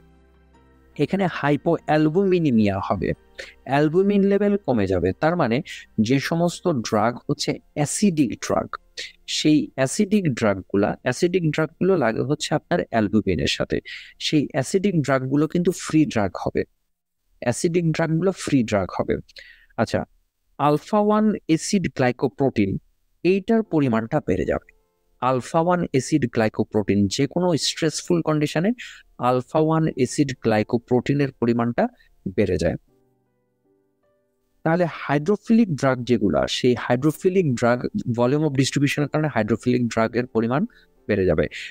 এইটার কারণে একটা কি হয় যে আপনি যখনই কোনো মাসল রিল্যাক্সেন্ট দিচ্ছেন, সেই muscle relaxant initial loading dose কিন্তু আপনার কমপ্লিট লোডিং ডোজ লাগবে। পরবর্তীতে যখন আপনি ইনক্রিমেন্টাল দিবেন তখন আপনি ডোজ কমাই দেন, কিন্তু যখন আপনি লোডিং মারবেন তখন আপনার ফুল লোডিং ডোজ লাগবে। সিকেডির পেশেন্টের হেপাটিক মেটাবলিজমের অল্টার হয়, এবং এখানে হেপাটিক P450 যেটা, সেটা P450-র অল্টারেশন হয়, যার কারণে যে সমস্ত ড্রাগ লিভারে মেটাবলিজম হয় কমপ্লিটলি তাদের ডিউরেশন অফ অ্যাকশন প্রলং হয়। যে সমস্ত ড্রাগ কিডনি দিয়ে বাড়া যায় তাদের ডিউরেশন অফ অ্যাকশন তো এমনিতেই প্রলং হয়। এখন এদের যে হাইপোটেনশন হয়, হাইপোটেনশনে আচ্ছা, এদের হাইপোটেনশন তো একটা অন্যতম প্রধান এদের ডিফিকাল্ট ইন্টিউবেশন হইতে পারে, আবার হচ্ছিল যে এদের অ্যাসপিরেশন। তাহলে অ্যাসপিরেশন হচ্ছে ওই যে গ্যাস্ট্রোপ্যারেসিস অ্যাসপিরেশন। তারপরে চলো যে হাইপোটেনশন হওয়ার অন্যতম প্রধান কারণ হচ্ছে যে এদের অটোনমিক নার্ভাস সিস্টেম যেটা, সেই autonomic nervous system is not working well, এবং এই অটোনমিক নার্ভাস সিস্টেম ইম্পেয়ারমেন্টের কারণে এদের ভেসোকনস্ট্রিকশন হইতে পারে না। এটা হচ্ছে 1 নাম্বার কারণ, ভেসোকনস্ট্রিকশন হইতে পারে না। 2 নাম্বার কারণ হচ্ছে ইউরিয়া বেড়ে গিয়ে এদের ব্লাড ব্রেন ব্যারিয়ারের পারমিবিলিটি বেড়ে যায়, যার কারণে যত অ্যানেস্থেটিক ড্রাগ আছে এদের ইফেক্ট আমরা বেশি পাবো। 3 নাম্বার হচ্ছে আমাদের অ্যানেস্থেটিক অন্যান্য জিনিস, যে আমরা পজিটিভ প্রেশার ভেন্টিলেশন দিচ্ছি, আমরা পেশেন্টকে হুট করে একদম রিভার্স টানেলিং বার করে দিলাম, ল্যাব কল করতে হবে, একদম হুট করে রিভার্স টানেলিং সবকিছু খাড়া করে দিলাম মনে করেন, দিয়ে প্রেশারটা পড়ে গেল। তারপর হচ্ছিল যে এদের যদি আপনি এসি ইনহিবিটর মনে করেন যে পেলো পেশেন্টটা, তাহলে তার বিপি তো একদম মাটিতে নেমে যাবে। সো এই এই এই ধরনের জিনিসগুলো হচ্ছে যে আমাদের হাইপোটেনশন হওয়ার জন্য প্রধান কারণ। আইভি ইন্ডাকশন এজেন্ট মানে হচ্ছে আপনার থায়োপেন্টাল, বেনজোটাইজিপিন, এগুলো 30% আপনাকে ডোজ কমাইতে হবে, 30% ডোজ কমাইতে হবে, কিন্তু প্রোপোফলের ডোজ আপনার নর্মাল থাকবে। বরঞ্চ প্রোপোফলের ভলিউম অফ ডিস্ট্রিবিউশন কিন্তু আপনার সবচেয়ে বেশি, প্রোপোফলের ভলিউম ডিস্ট্রিবিউশন হচ্ছিল যে 4 লিটার পার কেজি প্রোপোফলের ভলিউম অফ ডিস্ট্রিবিউশন। যার কারণে এক নম্বর কথা প্রোপোফলের ভলিউম অফ ডিস্ট্রিবিউশন বেশি, 2 নম্বর হচ্ছিল প্রোপোফলের প্রোটিন বাইন্ডিং বেশি। প্রোপোফলের প্রোটিন বাইন্ডিং 90 থেকে 98% প্রোপোফলের প্রোটিন বাইন্ডিং, 2 নম্বর কথা।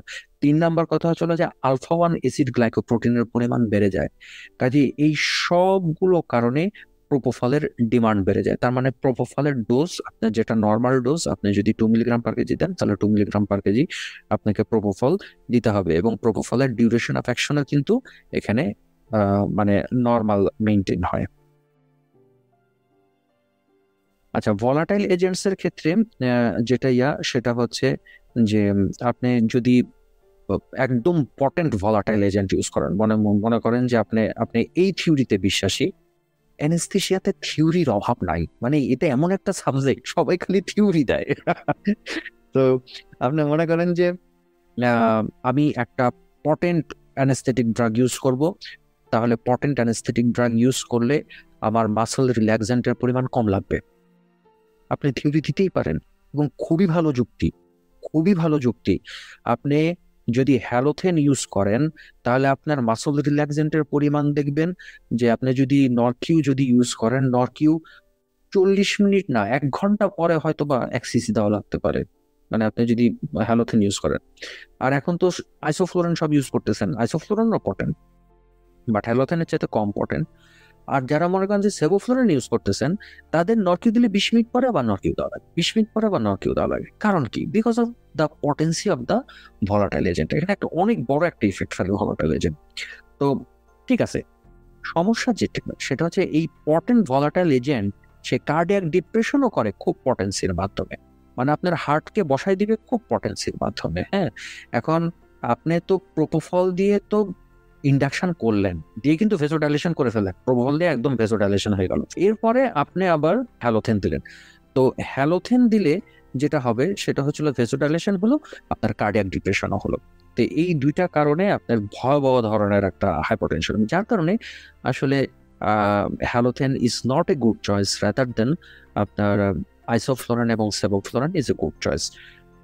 কিন্তু ওই যে সেভোফ্লোরানের কম্পাউন্ড এ মানে হচ্ছিল যে ইনঅর্গানিক ফ্লোরাইড, তো এই ইনঅর্গানিক ফ্লোরাইড নট এ মানে খুব ক্ষতিকর কিছু, কিন্তু বইয়ে লেখা আছে যে 4 ম্যাক আওয়ার, 4 ম্যাক আওয়ার মানে হচ্ছে 4 ঘন্টা, 1 ম্যাক আওয়ার মানে হচ্ছে 1 ঘন্টা, এটা অক্সফোর্ডের কথা, 4 ম্যাক আওয়ার। তো আপনি 4 ম্যাক আওয়ারের বেশি হলে আপনি, মানে 4 ঘন্টার বেশি হলে আপনি সেক্ষেত্রে সেভোফ্লোরান আপনি দিবেন না। তা না ছাড়া আপনি সেভোফ্লোরান আপনি ইউজ করতে পারেন। আরএসআই, ঠিক আছে, একটা পেশেন্টের আরএসআই এটা ইম্পর্টেন্ট, যে তার ডিলেইড গ্যাস্ট্রিক এমটিং, কারণ তার গ্যাস্ট্রিক প্যারালাইসিস হচ্ছে, তার অ্যাসিডিটি বেড়ে যাচ্ছে। ঠিক আছে, এই সমস্ত পেশেন্টকে কিন্তু অবশ্যই ওই যে প্রোটন পাম্প ইনহিবিটর অথবা পিপিআই, এটা প্রি অ্যানেস্থেসিয়া চেকআপে এদেরকে পাইতেই হবে। তো আরএসআই কাদেরকে দিবেন? 1 নাম্বার হচ্ছিল যে যাদের ফাস্টিং নাই, 1 নাম্বার। 2 নাম্বার হচ্ছিল যে যাদের পটাশিয়াম নর্মাল, মানে আমরা একটা রিজার্ভেশন রাখতেছি। আর 3 নাম্বার কথা হচ্ছে যাদের সিমটোম্যাটিক রিফ্লাক্স আছে, এই কথাটা ইম্পর্টেন্ট। আরএসআই এর জন্য আপনি সাকসিনাল কোলাইন ইউজ করতে পারেন যদি সেটা পটাশিয়াম যদি 5.5 এর নিচে হয়, কারণ সাকসিনাল কোলাইন সে 0.5 মিলিমল পার লিটার আপনি আপনার পটাশিয়াম বাড়ায়। এটা বলাটা ঠিক হবে না যে আপনি কোনো মতেই আপনার সাক্সামেথনিয়াম আপনি ইউজ করতে পারবেন না, আপনার এটা বলাটা ঠিক হবে না। আপনাকে যদি বলেন তাহলে জিনিসটা আসলে মানুষজন খাবে না, সেজন্য আপনাকে এভাবে বলতে হবে, মানে একটু ঘুরায় বলতে হবে যে আমি সাকসিনাল কোলাইন ইউজ করতে পারি, অবশ্যই করতে পারি আরএসএ তে, বাট যদি সেটা পটাশিয়ামের হচ্ছিল যে আপনার 5.5 এর যদি নিচে থাকে, মানে তাহলে সেক্ষেত্রে মানে আপনি এভাবে বলবেন যে পটাশিয়াম যদি সেফ লেভেলে থাকে, কারণ 5.5 এর নিচে থাকে মানে হচ্ছে 5 থাকলো মনে করেন, হ্যাঁ, তাহলে আপনার সাসটেইনেবল ইউজ করলেন, তাহলে 5.5 হলো। আবার হচ্ছিল যে পেরিঅপারেটিভ পিরিয়ডে এই সেল ইনজুরির কারণে আবার একটু পটাশিয়াম বেরোলো, তাহলে আর একটু বাড়লো, 6 হলো, 6 হলে তো তখন মাথায় হাত।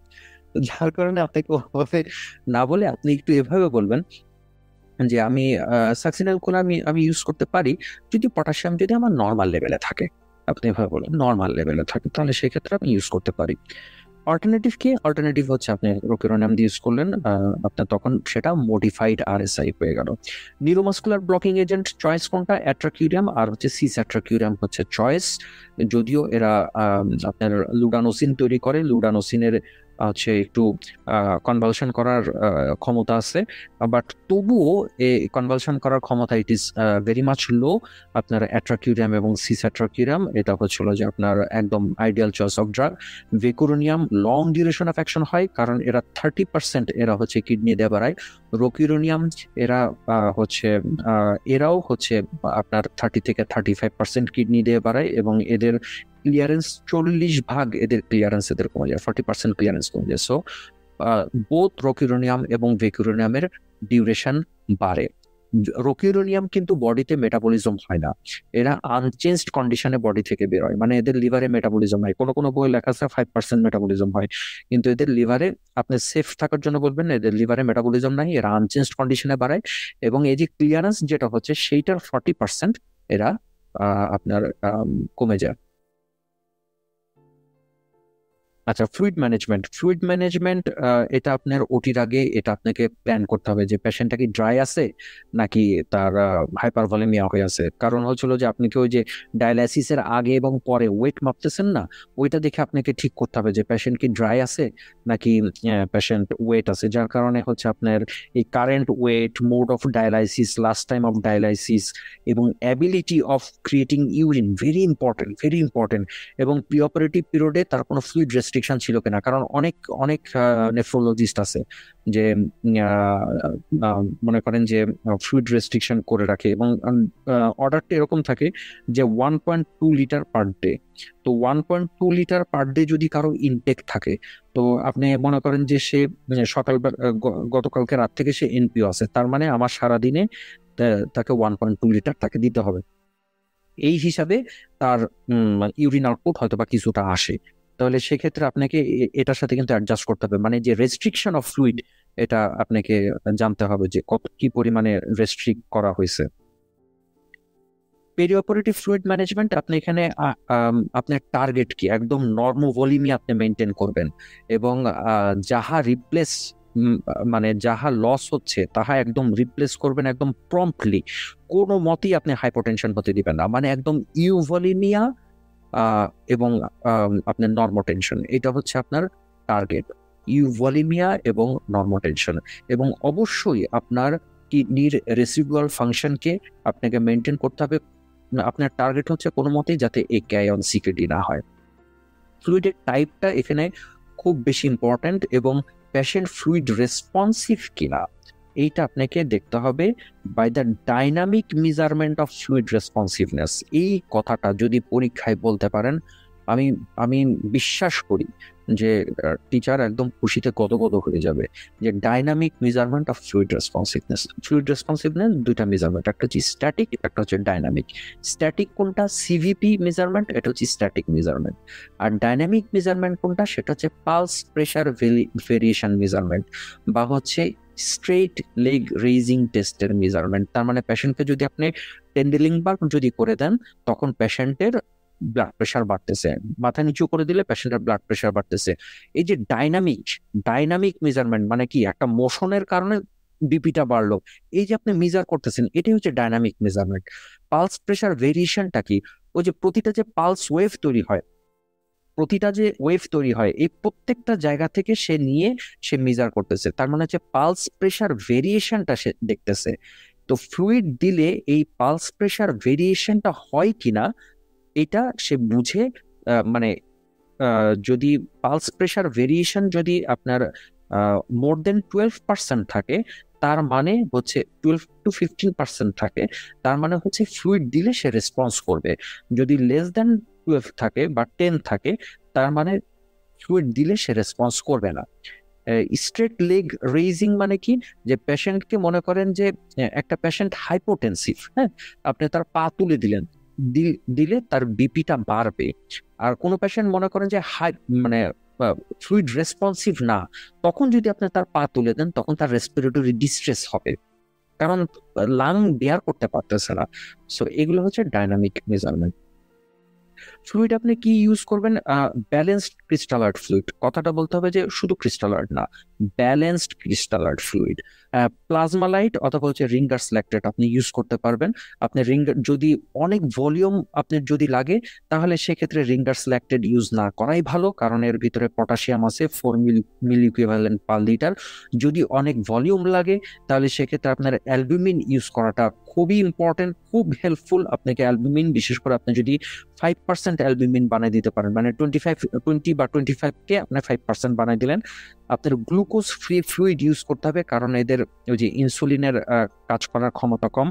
ব্লাড যদি লস হয়, তাহলে সেক্ষেত্রে আপনার পিআরবিসি দিতে হবে, not whole blood, please, not whole blood, PRBC দিতে হবে, এবং সেটা হচ্ছে আপনার অ্যালোজেনিক ব্লাড দিতে হবে। হোল ব্লাড দিলে এই পেশেন্টের ভবিষ্যতে রেনাল ট্রান্সপ্লান্ট করার পসিবিলিটি একেবারেই কমে যাবে। আচ্ছা, নিওস্টিগমিনের ডিউরেশন অফ অ্যাকশন বাড়ে, এবং নিওস্টিগমিন যেহেতু 50% বেড়ে যায়, নিওস্টিগমিন ডিউরেশন অফ অ্যাকশন বাড়ে, অ্যাট্রোপিনের বাড়ে, গ্লাইকোপাইরোলেটের বাড়ে। কাজেই তার মানে আপনার যেহেতু মাসল রিল্যাক্সেন্টের ডিউরেশন অফ অ্যাকশন বাড়ে এবং নিওস্টিগমিনেরও ডিউরেশন অফ অ্যাকশন বাড়ে, সেই জন্য এই সমস্ত পেশেন্টের ক্লোরাইজেশন হওয়ার পসিবিলিটি কম। সো এটা একটা সেফটি। আচ্ছা, সুগামেডেক্স কিন্তু বাংলাদেশে আসছে। সো সুগামেডেক্স সম্পর্কে আপনাদের জানতে হবে। যারা এফসিপিএস পার্ট 1 দিচ্ছেন, কেউ যদি এখানে থাকেন, সুগামেডেক্স এর ফার্মাকোলজি আপনাকে জানতে হবে, সেটা স্মিথ থেকে অবশ্যই আপনাকে পড়তে হবে। যারা যারা ডিপ্লোমা দিচ্ছেন তাদের সুগামেডেক্স লাগবে, যারা এফসিপিএস পার্ট 2 দিচ্ছেন তাদের সুগামেডেক্স চলে আসছে, আমরা ইউজ করতেছি সুগামেডেক্স, তো সুগামেডেক্স লাগবে। সুগামেডেক্স এটা কি? এটা হচ্ছে যে যে কোনো মাসল রিল্যাক্সেন্টকে গিলে ফেলে। আমি যদি সহজ ভাষায় বলি, যেহেতু আমি এটা এখন পড়াচ্ছি না, সেজন্য আমি যাবো না ওখানে। গিলে ফেলে সে ওইটা নিয়ে সে কিডনি দিয়ে বাড়াবে। সে বডিতে কোনো মেটাবলিজম হয় না, সে কিডনি দিয়ে সরাসরি বাড়া যায়।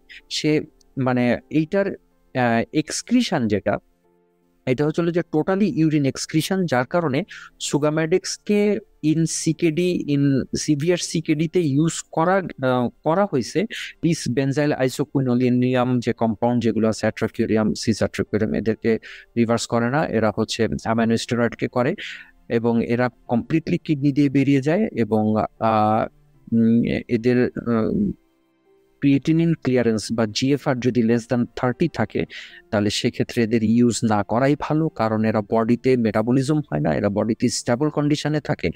এরা তখন বাড়াইতে অনেক সময় লাগে, 7 দিন পর্যন্ত লেগে যেতে পারে, এবং এদের তখন হাই ফ্লো ডায়ালাইসিস দিয়ে এদেরকে বের করতে হয়, যার কারণে এখানে জিএফআরটা is important, eGFR is important. এবং এই কথাটা eGFR less than 30 ml per minute, এটা অক্সফোর্ডে লেখা আছে। আচ্ছা, ওপিওয়েডের ব্যাপারে কনসার্ন কি? ওপিওয়েডের যেগুলো হচ্ছে আপনার অ্যাক্টিভ মেটাবোলাইটস, মানে হচ্ছে মরফিন 6 গ্লুকুরোনাইড, এটা পরীক্ষার হলে কিন্তু ধরবে। তো মরফিন 6 গ্লুকুরোনাইড, তো আপনাকে এখানে মরফিন 6 গ্লুকুরোনাইড ঠিক আছে, এটা রেসপিরেটরি ডিপ্রেশন করে, এটা খারাপ, আমি মেনে নিলাম। তো মেপিরিডিন যেটা নরমেপিরিডিন, এটাও তো খারাপ, এটাও তো কনভালশন করে, তো এটা কেন দিব? জিনিসটা মানে খুবই অদ্ভুত একটা ব্যাপার। তো যেটা কনভালশন করে সেটা আমরা আরো দিব না, মানে যার কারণে আমাদের প্যাথিডিন ইউজ করা একেবারেই উচিত না কিডনির পেশেন্টের ক্ষেত্রে। আমরা মরফিন ইউজ করতে পারি, এটার ডোজটাকে কমায়। আমরা পিসিএ মরফিন ইউজ করতে পারি, ডোজটাকে কমায়। আচ্ছা, ফেন্টানিল, এটার এক্সক্রিশনও কিন্তু হচ্ছিল যে আপনার একটা ডিউরেশন অফ অ্যাকশন বেড়ে যায়, কারণ এর 7% ইয়া করে। ট্রামাডোল, এটা হচ্ছে 30%, কাজে এটারও ডিউরেশন অফ অ্যাকশন বেড়ে যায়। একমাত্র হচ্ছে রেমিফেন্টানিল, যেটা হচ্ছিল যে কিডনির জন্য সেফ। এনএসআইডি তো হচ্ছে কিডনির সবচেয়ে বড় শত্রু। এ হচ্ছে রেনাল ব্লাড ফ্লো কমিয়ে দেয়, কারণ এনএসআইডি অ্যাফারেন্ট আর্টেরিওলের উপর কাজ করে, তখন জিএফআর কমে যাবে। এ হচ্ছে আবার নেফ্রাইটিস তৈরি করতে পারে, এ ব্লিডিং করার ক্যাপাসিটি বাড়িয়ে দেয়। আমাদের এমনিতে প্লেটলেটের অবস্থা জঘন্য, এনএসআইডি দিলে আরো ব্লিডিং হবে। আবার হচ্ছে এই পটাশিয়ামের এক্সক্রিশনকে কমিয়ে দেয়। এর পটাশিয়ামের উপর ইফেক্ট আছে, তার মানে পটাশিয়াম এ বাড়াবে।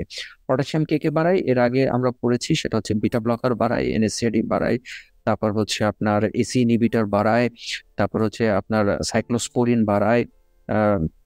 কাজেই আপনার এই ড্রাগগুলো ইউজ করা যাবে না। আচ্ছা, লোকাল অ্যানেস্থেটিক্স। লোকাল অ্যানেস্থেটিক্সের আপনার ডিউরেশন অফ অ্যাকশন যেটা, সেই ডিউরেশন অফ অ্যাকশনটা কমে যায়, এবং আপনার ডোজ যেটা, সেই ডোজটাও আপনার 25% আপনাকে কমাইতে হবে। মানে as a whole total dose 25% কমাইতে হবে, কারণ হচ্ছে যে আপনার এদের সিজার থ্রেশোল্ড যেটা, সেই সিজার থ্রেশোল্ডটা কমে যায়, কারণ ইউরেমিয়া গিয়ে সিজার থ্রেশোল্ডটাকে কমায় দেয়, যার কারণে আপনার টোটাল ডোজ এটাকে কমাইতে হবে। আর ডিউরেশন অফ অ্যাকশন কেন কমে যায়, কারণ হচ্ছে এই যে প্রোটিন বাইন্ডিংটাও এদের কমে যায়, যার কারণে, কারণ লোকাল অ্যানেস্থেটিক্স গিয়ে হচ্ছে আপনার ইয়াতে লাগতেছে, আপনার অ্যালবুমিনে লাগতেছে, যার কারণে এদের ডিউরেশন অফ অ্যাকশনটা কমে। আর হচ্ছে তার সাথে সাথে আপনার ডোজটা কমাইতে হবে, কারণ সিজার থ্রেশোল্ডটা কমে যায়। আবার স্পাইনাল দিবেন নাকি এপিডুরাল দিবেন, এটা একটা বিশাল বড় ঝামেলা। ব্লিডিং হওয়ার পসিবিলিটি বেশি, স্পাইনাল হেমাটোমা হওয়ার পসিবিলিটি বেশি। কাজে এটা সবকিছু দেখে শুনে বুঝে, ইউরিয়াল লেভেল দেখে, পেশেন্টের আগের কোমরবিডিটিস দেখে, তার ব্লিডিং টেন্ডেন্সি আছে কিনা, তার ইজিএফআর কত, তার আপনার ব্লিডিং টাইম কত, এগুলো দেখে সবকিছু বুঝে শুনে তারপর হচ্ছে আপনি স্পাইনাল এপিডুরাল দিবেন কিনা সেটা আপনি ঠিক করবেন।